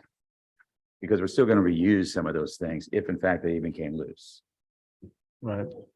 It's But more we- repair the ones that break rather than redo the whole system, right? Yeah, I don't think we have to. What we're talking about. Yeah, I want to check with Indian Rocks to see. I think they do it more on an annual basis. Okay, But you wouldn't want to go like 3 years and start losing them and then do your 3-year install and then all of a sudden the rest are really, yeah, we could still budget for it, so we're covered, but years if we didn't have to spend all that money, it would carry over. I think just to make that assumption that it's gonna be $27,000 every 2 years or every year just for Bel Air Shores, I'm not sure it's gonna be that much, I hope. Type of a deal. So, all right, just a thought. Are ours drilled in or are they on this, they're on concrete slab? a concrete block. Yeah. Made in a tub, about like maybe 8 inches high up that. I have pictures of them. Yeah. That's the cheaper way to go. You can put the helical devices in. Once it breaks free though, to find it again. I wanted to, when I get a quote from divers that do the helical, if there's a way to mark it out, to re-find connection points. So if over time, that's a more economical way, because it's more expensive because you're not just dumping an acre into the water, you're paying divers to actually get down in there. But maybe if it's something that we're planning on maintaining over a longer stretch, if it does make more sense to be able to relocate. Like helical Clearwater anchors. has pilings put in instead, like a telephone pole instead of a buoy when they'll say like Okay. vessels. Well, that'll stop a boat. That will stop a boat for sure, but have we ever looked at the cost of that or? We haven't. Yeah, I just got the permit for the markers, but I can reach back out and see if it's an option. I didn't know if you had something off the top of your head you could spitball or, We have piles on this side. yeah. Yeah, Something to consider. Let's begin with the permit or the ordinance rather. And ordinance is see if better. they're even interested at all. And Good idea. I will, I'll try to reach out to a couple of them if I can. I don't, sometimes they're here, sometimes they're not. They're sometimes hard to find, but I'll see what I can do. Mm, Any more discussion on this? Can we move on to item 3? Yes, we can. All right, everyone ready? We're on to item 3, discussion to include an invocation at meetings. This was placed on the agenda by Councilmember Roberts. You have the floor, sir. Thank you, sir. I thought about this for a while. I don't know why I didn't bring it forward sooner. So shame on me, but I did have a couple of conversations with Mr. Mora. I wanted to just run some ideas past him regarding some of his experiences with other cities that he works with, how they handle it, things like that. So I got some good feedback from him. But I think, Mr. Mayor, if we could just kind of get a feeling for how everybody else feels about doing this. And then I've got some different ideas as to how we may proceed if it looks like everybody's in favor of that. Ms. Natero. I think it would be a welcome addition to our meetings. Thank you. And Mr. Roberts, we know where you stand. Ms. Livingstone, I'm in agreement. I think it's a welcome addition. Ms. Shirley, I think it's a great idea. I'm disappointed I didn't think of it. Mike Zabel, When I've heard these before, I use the term invocation. Invocation is a summoning of a deity. whether you use God, Jesus Christ, which frankly, not everybody believes like you. Religion is deeply personal. The reason for the United States is because the government practices religion. They have a state-sponsored religion. And frankly, I spent a year in Iraq where the government 6 times a day broadcasted a call to prayer, which following that was gunshots. And frankly, there are over thousands of churches around here, but there's only one city hall. That city hall should be for everybody, not just evangelists. You know, Jews, for example, they don't read the New Testament. No, just verse 5. They don't use the term God. Jesus Christ is not a savior. In fact, you can't use the word God. It's Hashem, G, etc. What I'm telling you is we just got through 3 years of hell of people arguing, enemies. Some have breached the lines and we've reached across to settle that. But frankly, I don't want to have an invocation at our meetings, and I'm moving to table. Thank you very much. Mr. Bankard? Well, I'm 100% in favor. On our money, it says in God we trust. The beginning of the when they were forming the Constitution, it was in the year of our Lord. Okay. And I was actually saying a prayer during halfway into the sign ordinance that we'd have a power failure. So we could leave, but I'm 100% in favor. Thank you. I am also behind this. In fact, I'm like Vice Mayor Shirley. Why didn't I say something? I did an informal survey with some of the residents around the city of Bel Air Beach, and they were for it but afraid of it. And the reason why they were afraid of it was only because they were afraid we would be sued. And so what I did was I just did a 10-minute search on the internet, and it looks like the Supreme Court would back us up because it's considered free speech. I have been called on by the Mayor's Council of Pinellas County twice to do the invocation, and I was very proud and honored to do it. But I've also had to watch others do it, and not everyone believes the same thing that I do, and I respect everyone and their position of where they stand religion wise. And I think most people that do the invocation are going to be smart enough to make it as generic as possible, to where you still, there's some spirituality involved, but you're not trying to be offensive to others who think differently or believe different than you do. I think ultimately it has the same outcome, and it's a great way to start a meeting. So I am 100% behind this. Excellent. Again, I did have some discussions with Mr. Mora, and he assured me that he's been involved with other cities that do this. So coupled with what you said about going online and taking a look, I don't see any issues. I did look online as well for some, for lack of a better word, a template, which really brings the question, who do we want to be, and I didn't say invocation, I just say a prayer. Who do we want to be involved in actually opening the meetings with a prayer? And again, with my conversation with Mr. Moore, I would bring up some different ideas. He would explain to me his thoughts on what I was potentially recommending. It seemed like the best thing for our city, because there are some cities, as an example, that maybe have 15 churches in their city. So they will invite ministers from the various churches. We don't have that. So at the end of the day, I felt like the best thing for us to pursue would be the council members who wanted to participate would actually say the prayer. Now, one thought that I had was there's prayer templates available out there. many of them, I would say, but they're all similar and they're designed specifically for cities and counties and organizations like that.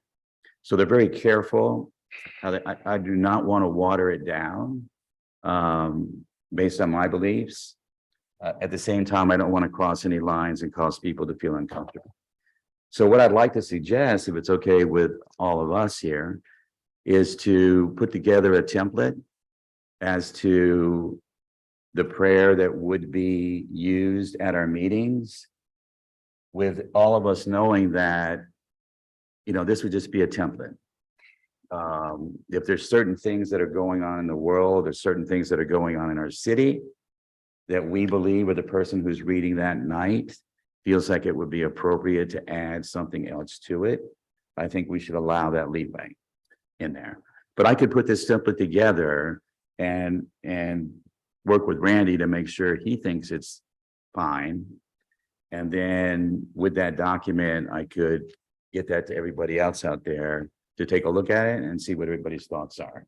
And so how do you guys feel about that, where anybody who wanted to, we would just have a schedule that said this month's meeting, council member X will be handling the prayer. So you're saying it would be the same prayer every month, except if there's new. Yeah, and there would be some leeway in there. I just think it's a structure to follow. A lot of it is pretty much common sense, where we're asking for guidance and strength, you know, to help our city, that type of a thing. So that's my thoughts. Let me go back to, you said all, I'm definitely against it. Yeah, Don't that's even fine. count me in. Second of all, you're ostracizing me if I decide not to participate. In fact, talking like this, I'm playing the devil's advocate, which people are starting to think, oh my God, he's against God. So look, I do it. Again, it's deeply personal. If you want to get into Allah, we can even talk about that if you want. But again, I also requested we table this and you didn't pass my motion. It's deeply divisive. And you're starting to say templates again, using loaded terms, Jesus Christ, God. Yes, we're under God. In fact, we say that during the Pledge of Allegiance, obviously. However, we don't mandate a religion, which you're doing by saying in Jesus Christ's name, or, you know, in God's name. What about Allah? I mean, playing devil's advocate again. Look, there's a lot of problems there.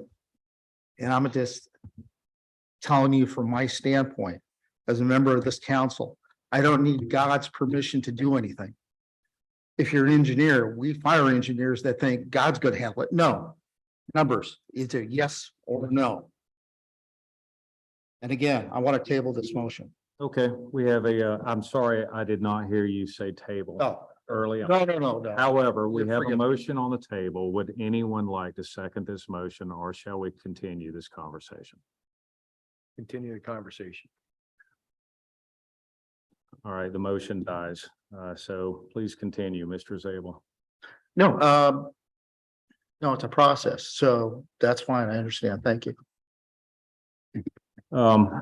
Going back to the Mayor's Council of Pinellas County, whenever they asked me, they said, you can do your own, or if you'd like, we can provide you with one. I will be more than happy to email tomorrow to get a copy of that for you. Okay, I will pass it off to you and you can do your thing.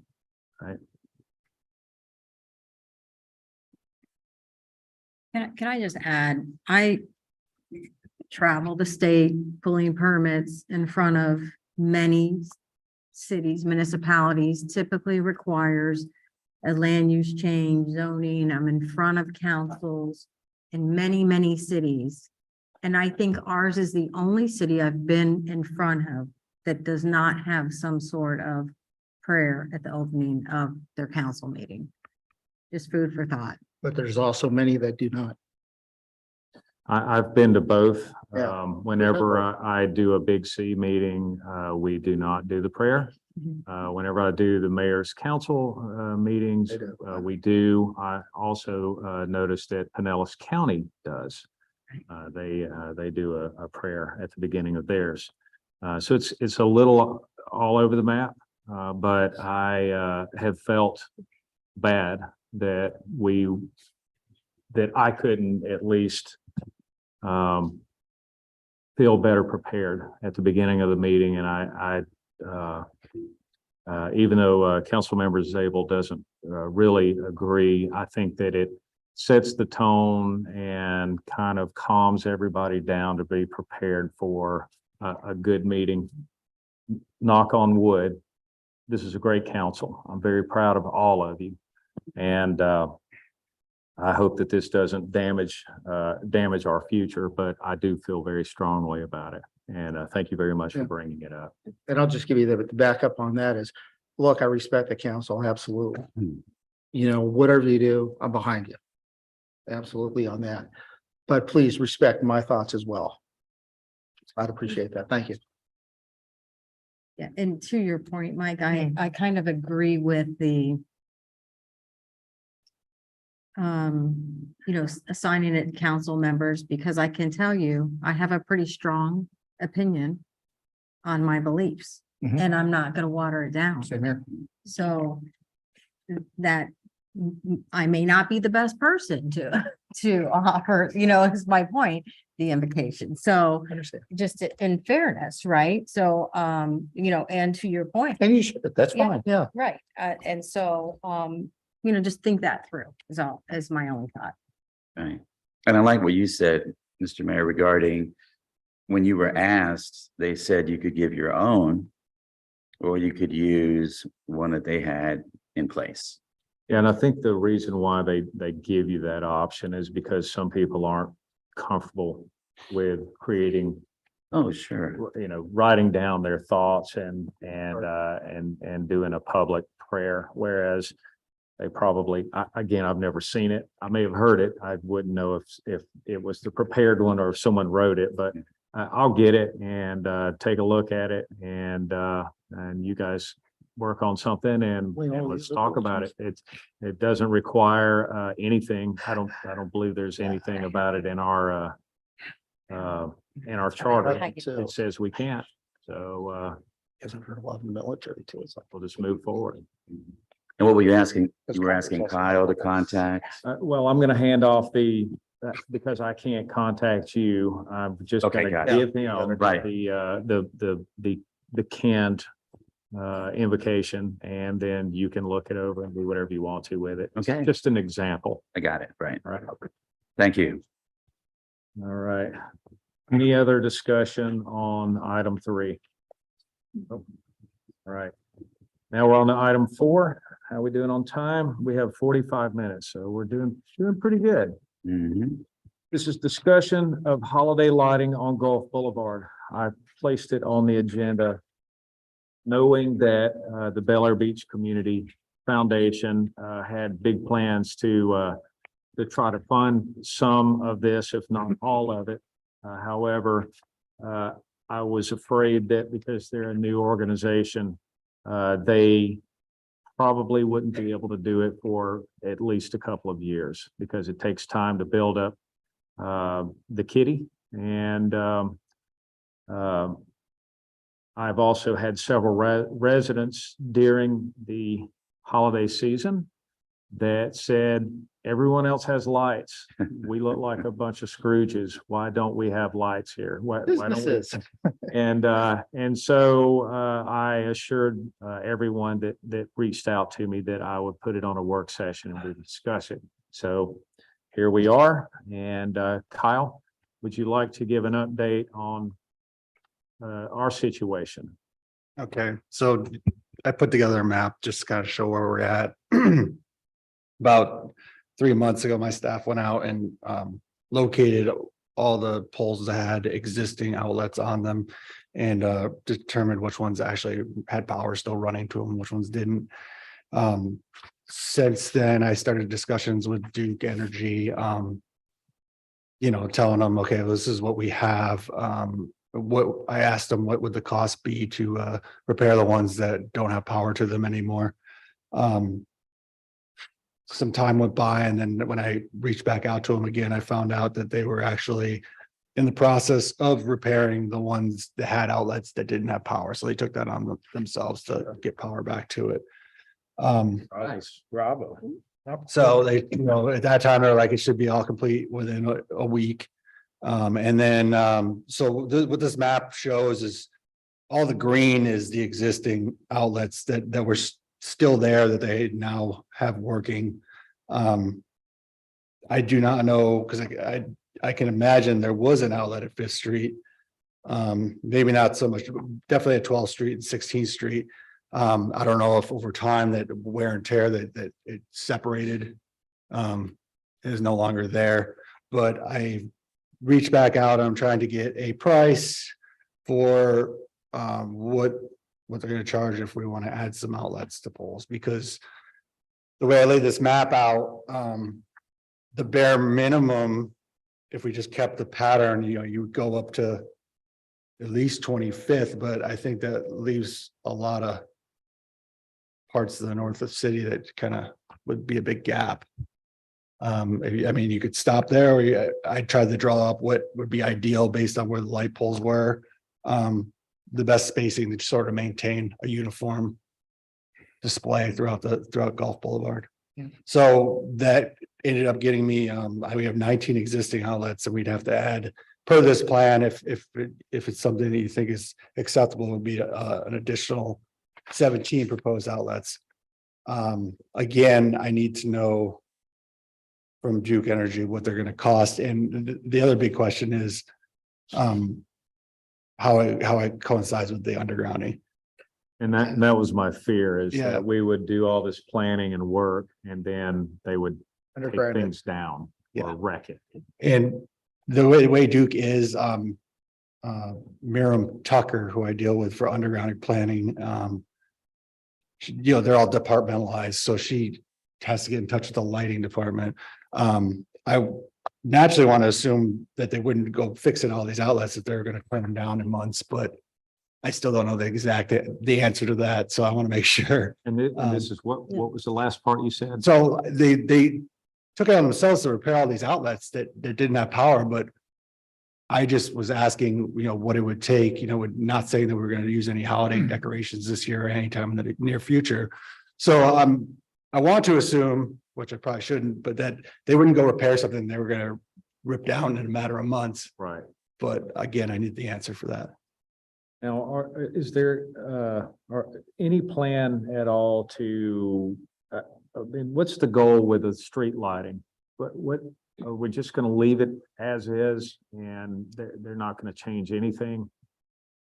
Right now, with the plan of undergrounding all the wires, they're gonna top the poles and put caps on them. You're gonna have the existing wood poles, which I don't have the count on me right now. I think it is, there was probably only 9 poles that were gonna go away that didn't have streetlights on them.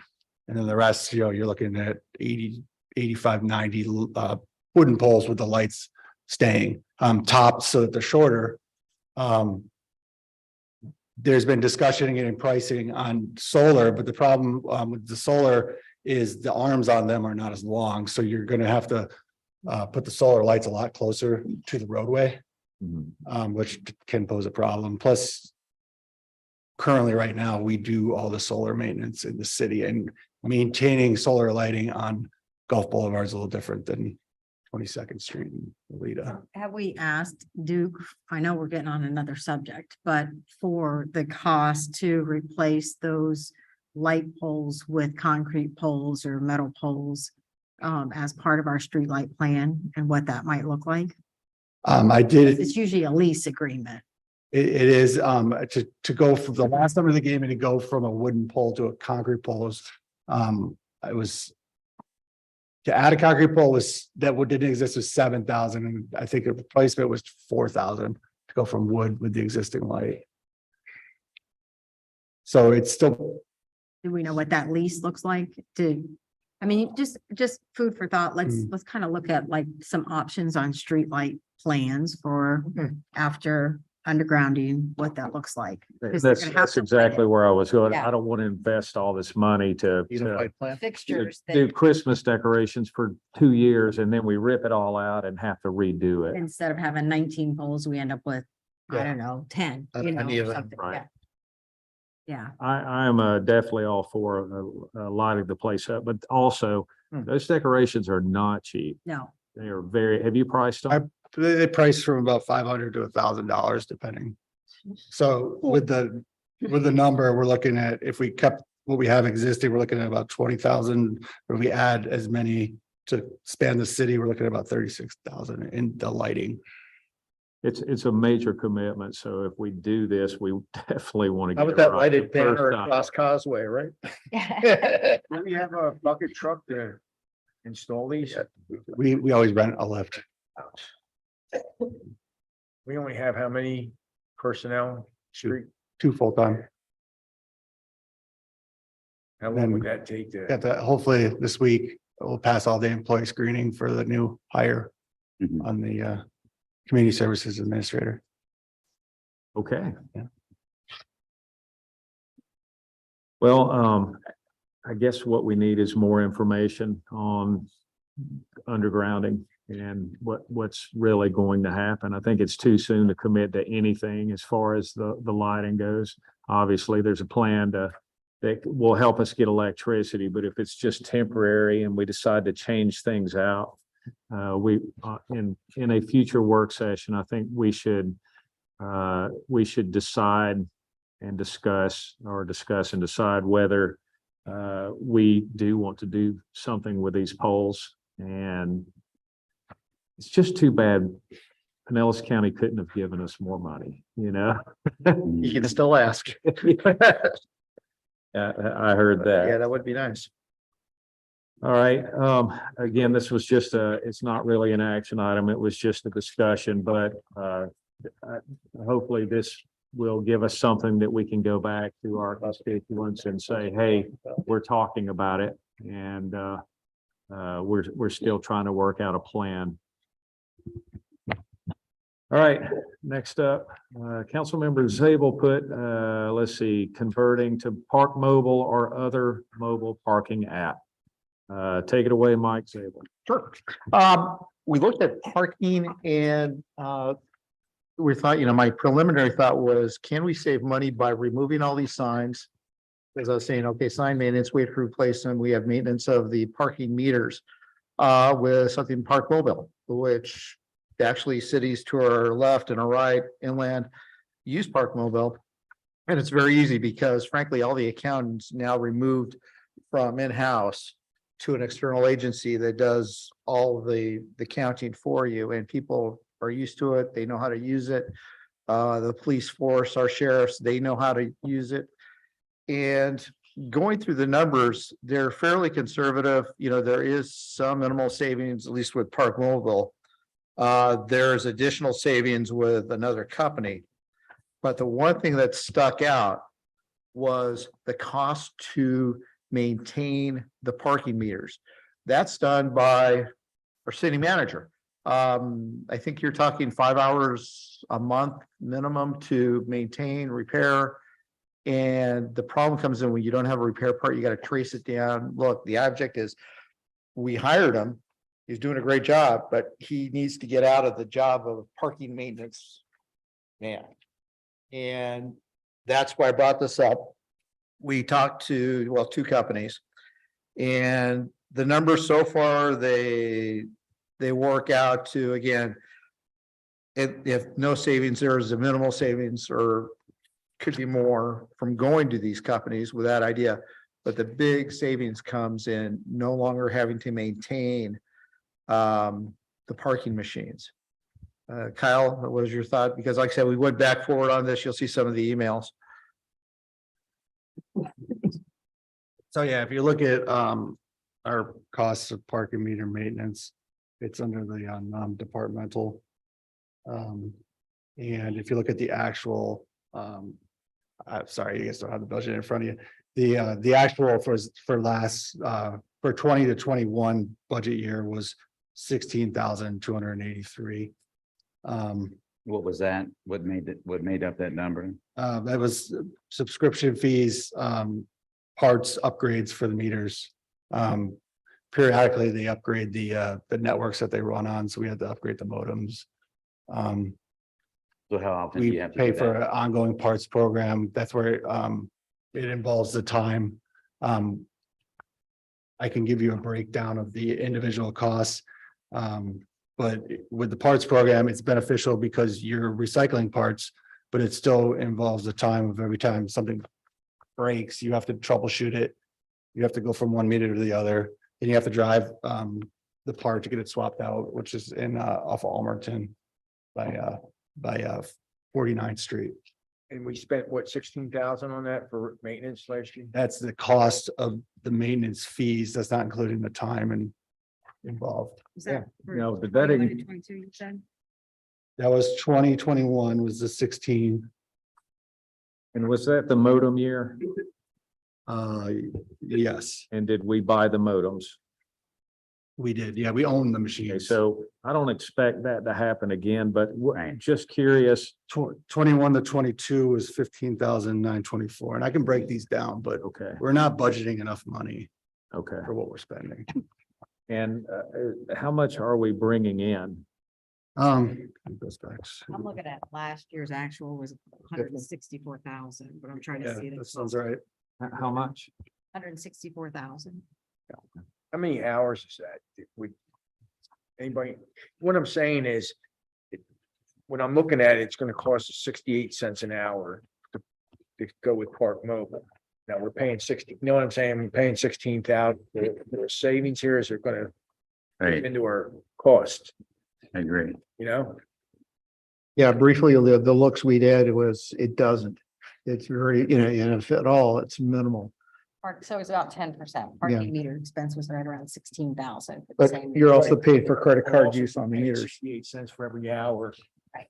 Okay, or I'm to just somebody else, yeah. giving you yeah. some actual Yeah. live numbers. But here's the thing, it's. The mayor talked earlier, and it's a really good point. Sometimes we don't want the people to park here. And what you do, and I'm no, these are outsides. Inside, you got your parking pass, you're good. You're free to park anywhere you want. Mm. Obviously, you don't violate the laws. But for these outside people, you can, at the touch of a button, change the rates. You can increase rates for holidays. You can back them off a little bit for a weekend. You can basically afford to charge outside people more. And basically it's an economic decision. Do you want to park here? Do you want to go to the beach? Okay, well, it's going to cost you X for the parking. But again, going back to it, it's the biggest saver in all of this is Kyle's time. And we all agree that we value his time and his staff's time. And that's one less thing that we can remove, which is an immediate savings. And still provide the parking and maintain the income that we've been basically kind of banking on. No matter what service we choose, whether we stay with who we're with now, or if we move forward with Park Mobile, I would not expect Kyle to do this because he's Right. now the city manager. Well, his So replacement. Whoever yeah. he hired, Right. they would be responsible for this. I agree, definitely. So $18,000 worth of time. what's that? It's about $18,000 worth of salary at was it 5 hours a week, you said, or A month, a sorry. month? Okay. Still, it's a lot of money. And time, and time is everything in this job, and now we understand, but you're doing it now into your replacement, plus you gotta train the replacement, et cetera. This is not the only company, frankly, we don't have full-blown estimates. We want to get this again, just like we're talking everything else tonight, into the discussion, so we can go ahead and dig, more into that, and then bring the companies in going, okay, here's our typical thing. What are you coming forward, and is there a competitive offer? So you can really do see the numbers involved. And that's really the critical decision point. So you can see, okay, are we going to lose money? Are we going to stay even? Perhaps make more? I mean, my preliminary numbers, yeah, they look fine, but you gotta really get them in here. And what's really nice is at least the two we know one agency already has the contract for the area. So it's just a matter of tying on to Clearwater's contract to go forward. And frankly, their infrastructure, just the signs. And I believe they paid for the signs, the initial setup. I have to check. Yeah, we gotta check. But it's again, we're starting to look at this. And thought this would be a good, thought process going forward. Would anyone like to speak on this topic? Well, if you take the 145,000 that we brought in and divide that by $5 an hour. And you take 68 cents it's gonna cost us about $19,700 to go with Park Mobile, and we're paying 16,000 now. And we're probably spending about 1,500 to 2,000 for labor to maintain it. So You're gonna be so off. it's gonna cost us probably about $1,800. You're gonna be off. Why is we are also charging a credit card fee because they're using credit cards on this machine. That's where really the fee is, with Park Mobile and. with Well, these I added all credit that in, 68 cents an hour. So, cards. but You correct that on both sides? can I get, Yeah, that's what Yeah, your yeah, yeah. total cost, yeah. let me give you a little history and then I will continue to call on everyone. Vice Mayor Shirley probably remembers this. One of the things that we are able to accomplish with our meters is that we put a cap on how much time someone can be on the beach. Okay. All right, so if you switch to Park Mobile, you can't do that. Yes, you can. Well, so just won't let them, it won't let them renew. It gives you a max, yeah. Okay, all right. There are Park Mobile You can. modify. jurisdiction to jurisdiction, you can vary even within zones. All that. Within a jurisdiction, Right, well, there's that some was, zones you can't renew. All of them have a cap. For example, as you come through Clearwater, down Myrtle, the main roadway, if you're parking for 8 minutes or less, it's no charge. Then it's an hour minimum after that. Okay. And you can only park, I think that's up to like 3 hours or something, 4 hours. So you do have the ability with that contractor to. And this would Vary be, those if we did this would be the only one that I would even consider because it's already on my phone. I was gonna say, if you have the app, right, and then I don't know what happens with, I think the credit card charge probably doesn't pass through the city because you have an app and it's already loaded, No, right? it's I coming mean, through the 20 cent. Yeah. yeah. So but don't know. I had It needs to be spelled Yeah. quickly, I don't know if anyone's here from Hibiscus. Yep. That had a comment. No, they've left. There were two Oh, people, I think they Greg left, was but talking about they, the. I did receive one that said, let's see here. Disagree with parking app at Bel Air Beach Marina, but I don't know why. She didn't state why. So, anyway, other comments? It just seems like, how many parking places do we have there? Or, How many? we have this building, Bayside Park, Morgan, Not Spaces. Marina, Total Areas. parking. total parking spaces at all the locations. I think they say the marina can do 70, maybe more. Morgan Park, I would say is like probably 30 something, 34. And then out here is maybe 15, 16, Okay. and this is 52. The handicap. It's a real convenient app to use if you haven't. Yeah, used it I've yet. used it around other cities. I don't know, just a gut feel, it just seems like, I get Clearwater. I mean, I can't even imagine how many, parking spaces they have where people pay for. We're just kind of small, so, How long have we had those machines? First one, Not that this long. first one was Bayside, that's meter one. And the second was the marina. The newest one is here, and that was in 2018. Morgan, I think was. Honestly, somewhere between 10 and 15. So the oldest one's gotta be probably like 06. I can get those numbers. I think the other opportunity it lends itself to is people, if you're on the beach, mhm. you may not get up and put money back in the machine. And chances of getting ticketed are pretty slim. Whereas if you have the app and you get a notice that your time's up, I think we'll collect more money because of the convenience of paying through a mobile app. You tend to overbuy too, because Yeah, you I do. can't get the refund. right, Put in 4 hours, well, you paid for 4 hours. right. Well, it's the same with the machine though. I Yeah. think the only thing that we're really missing here is the math. Right. And Yeah. this is That's why you want to start.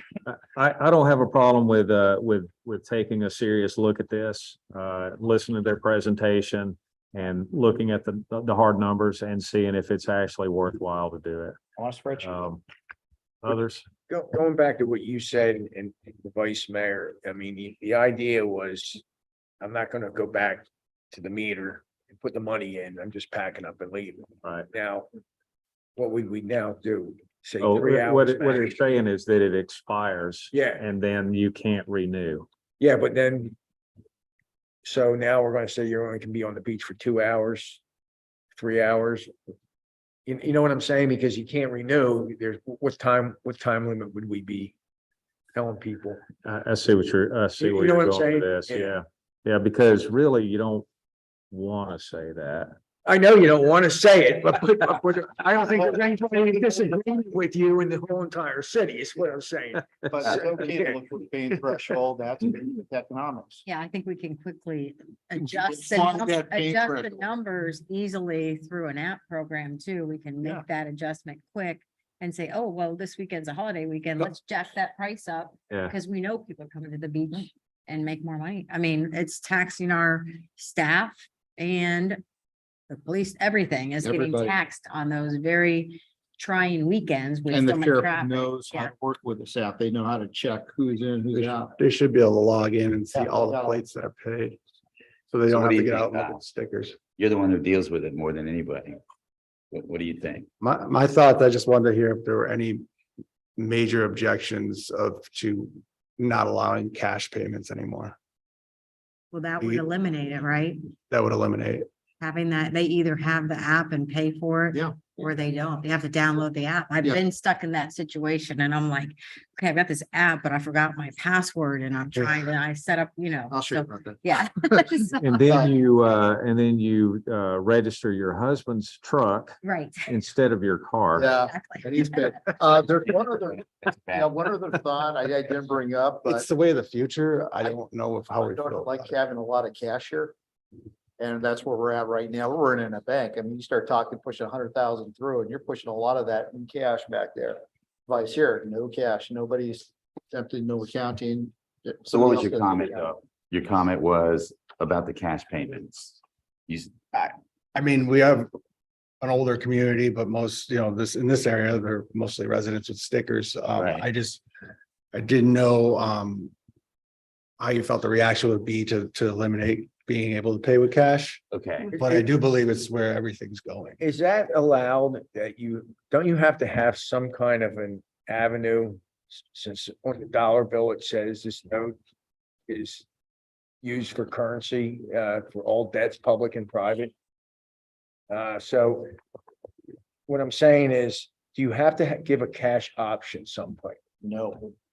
I'm not, Don't believe you. Mm. in as much as the question is a legal one, I'm not aware of that as a requirement per se in all government. Well, I'm just saying the Tender, I federal would note tell you. says what it says. No, I understand what, Yeah. I understand that it says this is legal tender. Yeah. I'm familiar Yeah. with the same provision. I can also identify numerous governmental functions in which you are unable to pay with cash or coins. And so I'm not, were that the case, it'd be hard for me to conceive that it's that omnipresent at this stage. Park and even some government facilities, parking and the like. I'm happy to look into it, but I've not heard anything to that effect or seen some judicial opinion that binds all government to require acceptance of cash for all forms of payment. IRS will not Well, allow you to if- pay taxes in coin. If that was the case, then city of St. Pete, city of Clearwater, Washington DC. everyone would be in jeopardy over that. DC, and that's all part of DC. If everybody's okay, say we allow him to move forward, provide us with some real numbers and we have one more discussion and bring somebody in. Sounds good. That okay? That's good. Yep. Okay, item 6. Folks, it is 20 till 9. This one may take a while. We've gone down this road before. Let's just start it. Okay, briefly. There's a waiting list for marina use. And there's 2 types of people. There's resident, I'm gonna use that term resident, and resident and non-resident owners, and basically everybody else. Somebody who lives in Clearwater wants to park their boat here. And currently, if you're on the list, if you do not have a boat that matches that size, say, and I'm just gonna use this quick example, you got a 20-foot boat and it's a 40-foot slip, well, you don't qualify, so it goes to the next person. I just want to change that to give that person an option, much as you're not required to own a boat right now when you request it. I want the same option to apply to somebody in the city going, if I have a 20-footer and I'm next on the list, please contact me. And give me the option to either accept it and buy a bigger boat. You got no choice in this. You can't park that 20-footer. You got to use what we have. Accept it, buy that bigger boat, and I'll have that bigger boat parked in, 3 months. I'm gonna go get a sale. Or saying, I'm not getting a bigger boat, therefore I can't accept this lot, so it goes to the next person on the list, next. Again, I'm gonna say Bel Air Beach person. But it gives them the option to upsize if they're next on the list. I'm just trying to, hit that because in some cases, we're seeing that a person in Bel Air Beach resident has a 20-footer, and because they don't meet the big 40-foot, that they're passed over without being notified. I want to give them a shot to upgrade the boat and take that slot. Can I Hey, ask how many people are on the wait list right now? Do you know? Yes. No, it's a big number. Yeah, I mean, this was brought up to me by a resident that was passed over, and he said, well, if I would have known, I would have bought a bigger boat, which is. So we have 80, Right. 84. We have 29. The way the wait list works currently is you just have to own property to be on the top part of the list to be considered first. So you have 29 property owners, 55 who do not own property in Bel Air Beach. And the way that the ranking goes currently is you get ranked highest if the boat you plan to put in that slip is the longest. So if you have a 33-foot boat that's say number 2 on the list, another property owner in Bel Air Beach comes, has a 38-foot boat they want to put in, they're going to jump you on the list. So I guess to Mike's point, why don't we offer it to the next guy on the list and say, this is the cost for the slip? I don't care how big your boat is. Sensible. This is, if it's a 55-foot slip and we charge $1 a foot and it's 55, whatever, it's, just for simplicity. That's the price for the slip. I don't care how big your boat is. The limiting factor on the slips are the beam distance. So most, everything has a lot of room behind it. So you could, if you're charging by foot, as long as if you got a narrower sailboat, but it's long, it's hard to say exactly what the maximum is for that slip because the maximum is limited by the width. Okay, but you were just saying a 33-foot boat. So I was just Okay. doing a good, Yeah. good comparison. If there's a slip for a 33-foot boat and I'm on the list next with a 20-foot boat. and Okay. you call me and say, this is the price to rent this slip. Are you interested or not? And that's based on what that slip will allow, not based on my boat. So you're saying we find the biggest boat that could fit in that slip that we currently have on the Next list. person on the list. The next person on the It's list. not Jody, and she's got a 20-foot little runabout, Never. 40-foot slip. Jody, here's the price. Not, the slip isn't defined by the length, though, it's defined by, so I'm trying to figure out how to say how much the. She's got a tiny little slip is thing, worth. and the thing is big. Okay, but let's apply that. If this slip number 10 can accommodate a 30 to a 40-foot boat, we put a price tag on that slip, whatever that is.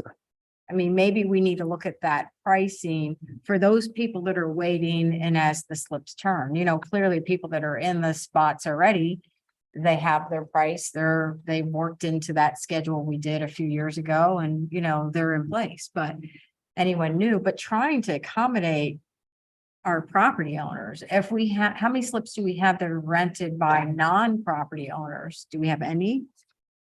There's 3 or 4. So resident property owners, 9 slips rented. Non-resident property owners, 6 slips rented, and then non-property owners are down to 3.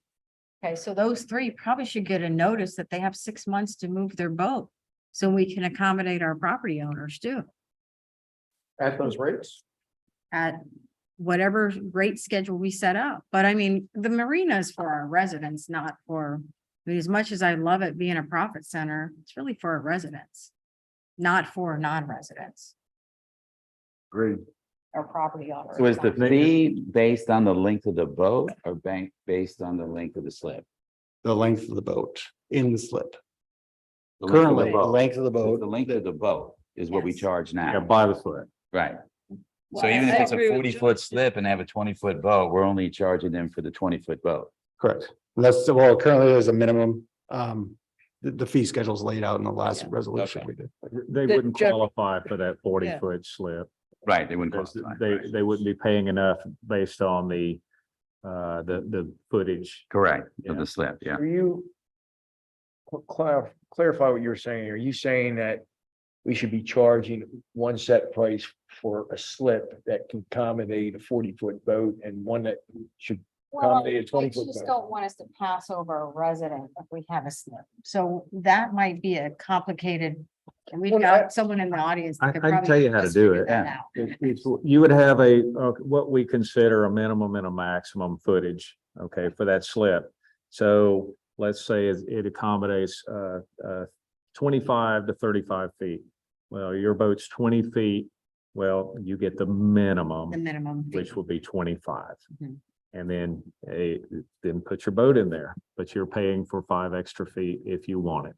And what happens typically, I'd rent the slip and I'd go buy a lift and I'd put it in there. And so that maybe the beam, maybe it allows a beam of a 14-foot, beam or something ridiculous. Mhm. I would size it down to accommodate my boat.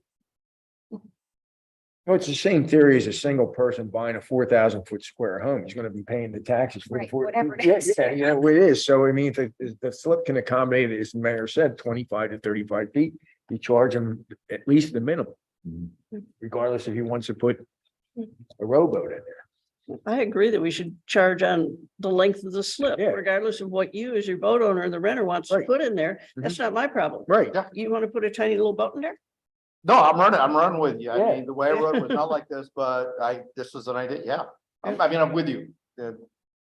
We should do everything we can to accommodate the residents. The like you residents. said. I mean, I'd rather see Yeah. them take it. Can we ask? a Our resident? residents are getting bumped. Can we Yeah, ask a yeah, resident, and- Tom? That's what they're paying in the. Yes. They're- Hold on a minute. I'm gonna, if you want to address the council, just come on up, Yeah, since we're on. since you have an interest. in I appreciate it, gentlemen and ladies. I'm the reason for this coming up on the agenda. I'm Jonathan Viola, 107 First Street.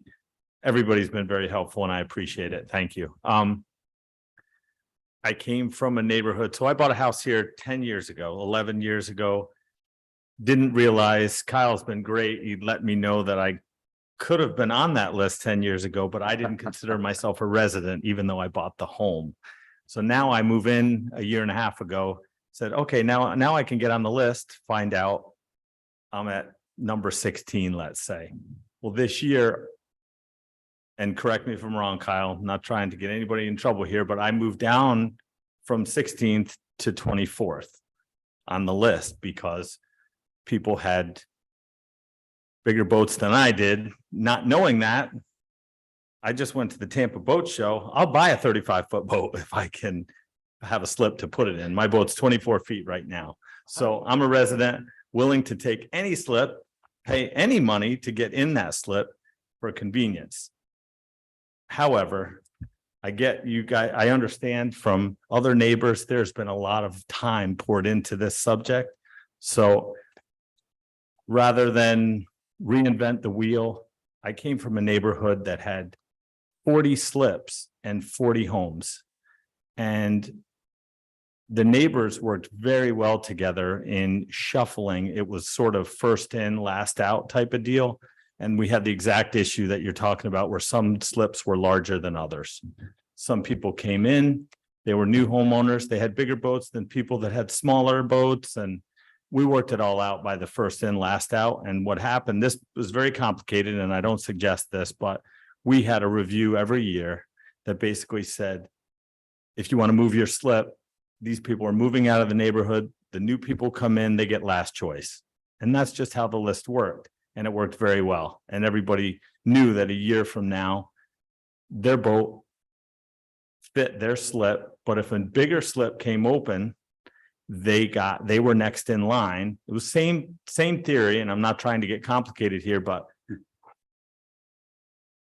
you shouldn't be able to go backwards on the wait list. It's last in, last out, first in, same way a wait list always works. The issue is when it's my turn, if I don't want to take that slip or can't afford that slip, then I'm happy to pass it on to the number 2 person. But if I'm next in line and a guy comes in from wherever and has a 40-foot boat, he shouldn't be able to jump me in line. I mean, that just makes no sense. So sorry to make it more complicated. I hope it didn't confuse you even more, but No, actually, it makes perfect sense. Thank you very much for speaking. thank you for taking the time. He's a marina guy. I feel for him. I really do. And I think if I could just put this out there, one, man, slip size fees, the discussions on the marina, we can do this every couple years. I like it coming up right now as you're doing the comprehensive plan and start looking at really incrementally, do we just want to make another decision or do we have a big city plan with what we want to do with that first? Secondly, I've always said if you just took a blank slate down there, that's where you get the decision of, boy, do we do what we've always done with a by foot? Or do we really look at it, reconfigure it, and charge by the size of the slip? Unfortunately, we have people down there, so you're kind of caught in that middle ground. This piece, I don't think is fair. So there's something that has to be done that allows the list to prioritize maybe even residents, which goes back to the comprehensive plan talk. Should we have a marina that's not even for outside and phase that out? Should we limit number of boats or slips you can have? Should we talk about maybe the slip sizes again? It's really an interesting subject, but it starts with a little pain on someone who's watching themselves go from 16 to 24. I know I waited 7 years. I didn't move backwards on the list. I know that for a fact. So you're always welcome to ask me questions about competitive pricing, what have you, but I think he's got a legitimate beef. Thanks, guys. Thank you. I mean, here, he's been a resident for 10 years. I really think we should be looking at somebody that's invested in this community for 10 years or 5 years or 20 years and then buys a boat. Somebody just moves in here, why should they go on the list? You know what I'm saying? He should get some grandfathering. Yeah. Well, that's what we're trying to do, Yeah. just rewriting this, but. Well, I think mean, the he vice just mayor applied. pretty good How to lay it Yeah. out. Yeah, and there's definitely some problems. It's hard to ask someone to leave whenever you've told them, hey, you can keep your boat here, even though they're maybe not a resident. But there are certain things that I've always felt very strongly about that we should look at. Definitely, I think a non-resident should be the absolute last resort before a resident. And whenever I say resident, I don't mean rental home owners.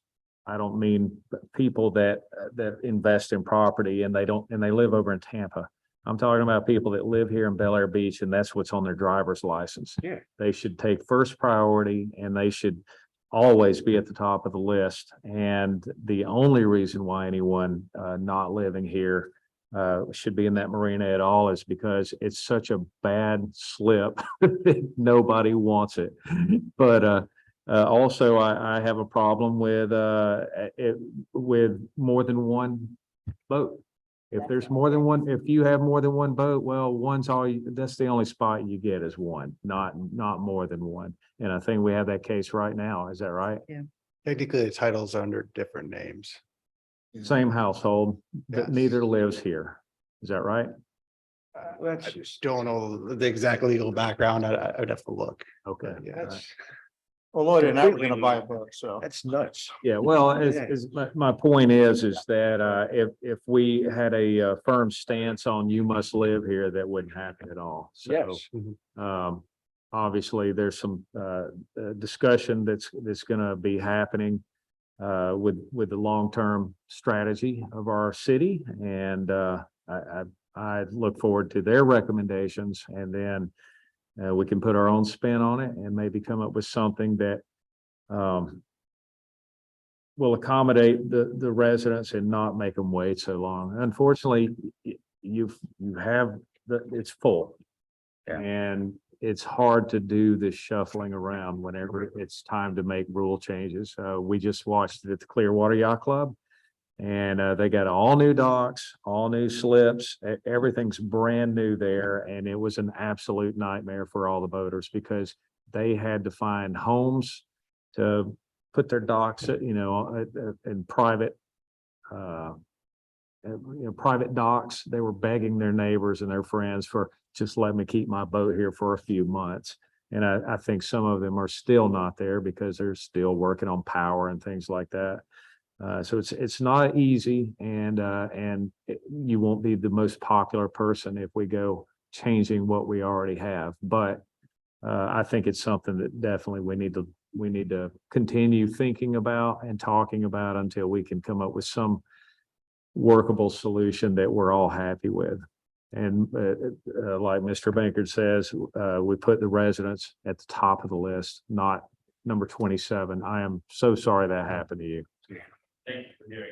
But yeah, I'm recommending though in the meantime, because I mean, we kind of grind kind of slowly, which is good. I mean, we analyze, review.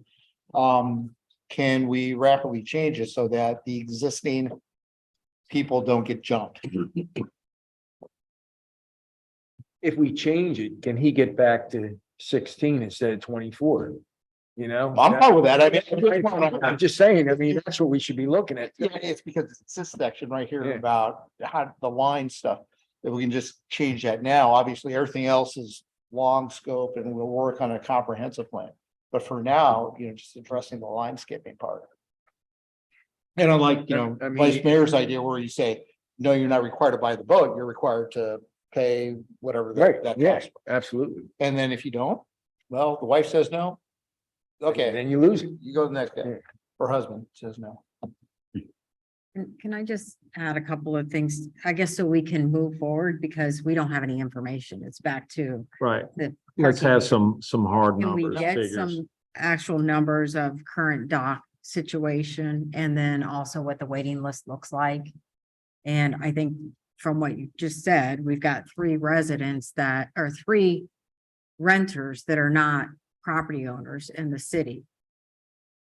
At least we can talk about that at a council meeting and maybe bring how are we gonna handle those 3 to the forefront? And anyone that's a non-resident, should we even bother with them on a wait list? What's the point? Get rid of the non-property owner, non-resident list, just have the property owner, Bel Air Beach residents on that wait list, period. There's no need to shuffle them around and have them on a wait list that they're never gonna get a spot anyway. And then once we start accumulating the information, we can start talking about dock prices and that sort of thing. I don't believe this is something comprehensive, the comprehensive plan will cover. They're talking about zoning and things like that. I mean, clearly they don't get involved with the dock prices, correct? There is a future vision of what the marina has meant. There is a section Okay, talks so about the you'll- marina and That'll be up to you to push that and drive it, Yeah, that's, because I don't, he's referring to, basically a facelift of the marina. and saying that it'll, I can't remember the exact wordage. Do you remember it saying it will keep the I don't remember the verbiage that there was a. Forgive me, there was a planning and zoning meeting where they've begun the process of workshopping comp plan amendments a comp plan is a constitution for land development, and you start with policies and objectives in your comp plan. Policies and objectives like recreational elements, like the city remains committed to preserving the residential character of its and preserving all parks and recreational, blah, blah, blah, blah, blah. And so there was some discussion about within the planning and zoning board of inserting language to a policy to strongly favor the permanent retention of that marina and have a policy that the city intends to and remains interested in maintaining a marina for the use of its natural resources by its something along those lines. The general concern being that some future commission or body may look to just say, we can turn that into a Starbucks or something and eliminate this marina and have it be a comp plan element. Mhm. Thank you for that information. So it's just a broad statement. It doesn't get Policies and objectives. Yeah. Right. Policies and objectives that. I mean, I've seen that inform decision making. where our comp plan said our stormwater, cost to repair a stormwater was a few $1,000s, and it wasn't. It was 300,000 or 3 million or whatever it was, the section they were focusing on. So it was a very broad statement. It didn't give details, which is what I'm going to assume is going to be the same Yeah. thing with the marina. So what they're considering in the planning and zoning is if they want to give more details or offer up more of a vision for that property. So it's just what they've been discussing. So again, you'll be the one driving that because we can't participate in those meetings. Right. Okay, so do we have any action items on this one agenda item at this time?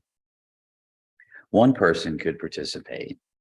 Kind of like when I got with Kyle and we worked on Residential character. another deal. I don't know. I took a stab at this, I believe 2 years ago, and I came up with what I thought were acceptable policies, and it went nowhere. It just, there were people that were friends with the outside renters, and there was just a lot going on, and but I did hand it off to Kyle as just something, a very, very high level draft. And I don't know if you read it or not, what I sent you. And it was kind of a starting point. I wouldn't have a problem continuing on it and working with you a little bit and just making some suggestions as a draft, and then we could bring it to the council and then just talk about it. I don't have a problem with that. And I'd like to revise mine to basically echo what Vice Mayor had said, so then I could send that back up to Kyle as well. Okay. Well, there's a couple of things then, and look at that, 9:04. Not bad. Perfect. We have general I business. had another question. Okay, Well, I was just thinking, if we're talking in the immediate, if you guys could. I mean, you kind of said, you want the wait list, the residents that live here to get to the top. Also said that, you thought it was fair, more so in the order that they got on the list. Determine their rank. So there are adjustments. I'll have to do some validation of the people who are the property owners on the top of the list to determine who is resident, who is not. But there are some immediate adjustments that I can make. Because I do have all the dates that they got on the list, and it can determine that. So I'm just saying in the immediate future, so that we do move with something of what your vision is. yeah, and I would be all for, even if we have to allow some non-residents in there. I would like to establish a time limit, so the clock starts ticking and we can work. Then we know there's more slips that will eventually open up. Is there any Needs way? to distinguish between property owners and residents. Yeah. Because someone was saying, somebody owns in Tampa, but they rent their place out here. Are they a property owner, or does the person who rents their house here come ahead? Or are they on the same I foot? think the mayor brought that up. Yeah, the renter, as someone who Is it rents residents? here in Bel Air Beach, they should not be treated any different than someone who lives here and owns property in Bel Air Beach. I don't But see, how about the guy who owns the place that the renter is renting? But he Are lives they in treated the Tampa? same? Yeah, no. no, They don't count? no, I don't think that they should be, they should take priority just because they own rental homes. Do we have that Paying situation taxes. going on? Condos. No, no, We no. do have that situation, and then it makes me question, do we treat the renter who may only have a year lease different than the owner and resident? Well, if they actually made it through the list and and then their lease went out the next year, it just opens up the slip again, but I wouldn't have a problem with, I'm sure there's people here that have rented for years. And they just continue to live here in Bel Air Beach and they pay, they don't pay property taxes, but they do everything else and they contribute to our society. Or they. This is your last one. Last thing I'm gonna say. It's after 9 I hate o'clock. to- You I have hate to to buy push my- pizza. You know that, right? I hate to push myself to the top of the list, but shouldn't the people that live here and own here and pay the taxes and bought the house and like I should be ahead of the guy that either lives here and rents or owns a house here and rents to someone else, or, I mean, I'm the guy paying the most money to be here. So shouldn't I get priority? Absolutely. That's all I got. Absolutely. Thank you. Is there any way you can manipulate this thing and get him back to 16? And are there anybody else that got bumped? I mean. Okay. What I want to do is I'll go through the 29. I'll validate who's a resident who lives here, owns the place, distinguish between that and a renter who doesn't own the place. Kind of figure out where our numbers are and our property owners. And then I can rearrange the list. Yeah, We can, based on that, and we can look at where it ends up. As long as it goes through him. I don't foresee a slip opening in the next. Get him back. Because it's such a and Right. yeah. That's He has That'd be- one spinning vote. If one does, we'll make it a crisis. buy a 50-foot boat? No, you are. Excuse me, guys. Let's stay on track here just for about 2 more minutes. Do we have any other items we'd like to discuss on this? Going back to the marina right quick, and now we're at general business. No, I said 9 o'clock. It's 9:08. Do I have a motion to adjourn? Motion. Have a second? Second. All in favor? Aye. Any opposed? All right, everyone. Thanks a lot for your hard work. Frank, I thought this was a snake or something. When I saw it. Bring a shackle to the next meeting. You're supposed to, yeah, it's gotta be mounted all the way through. Everything's tight, everything's tested.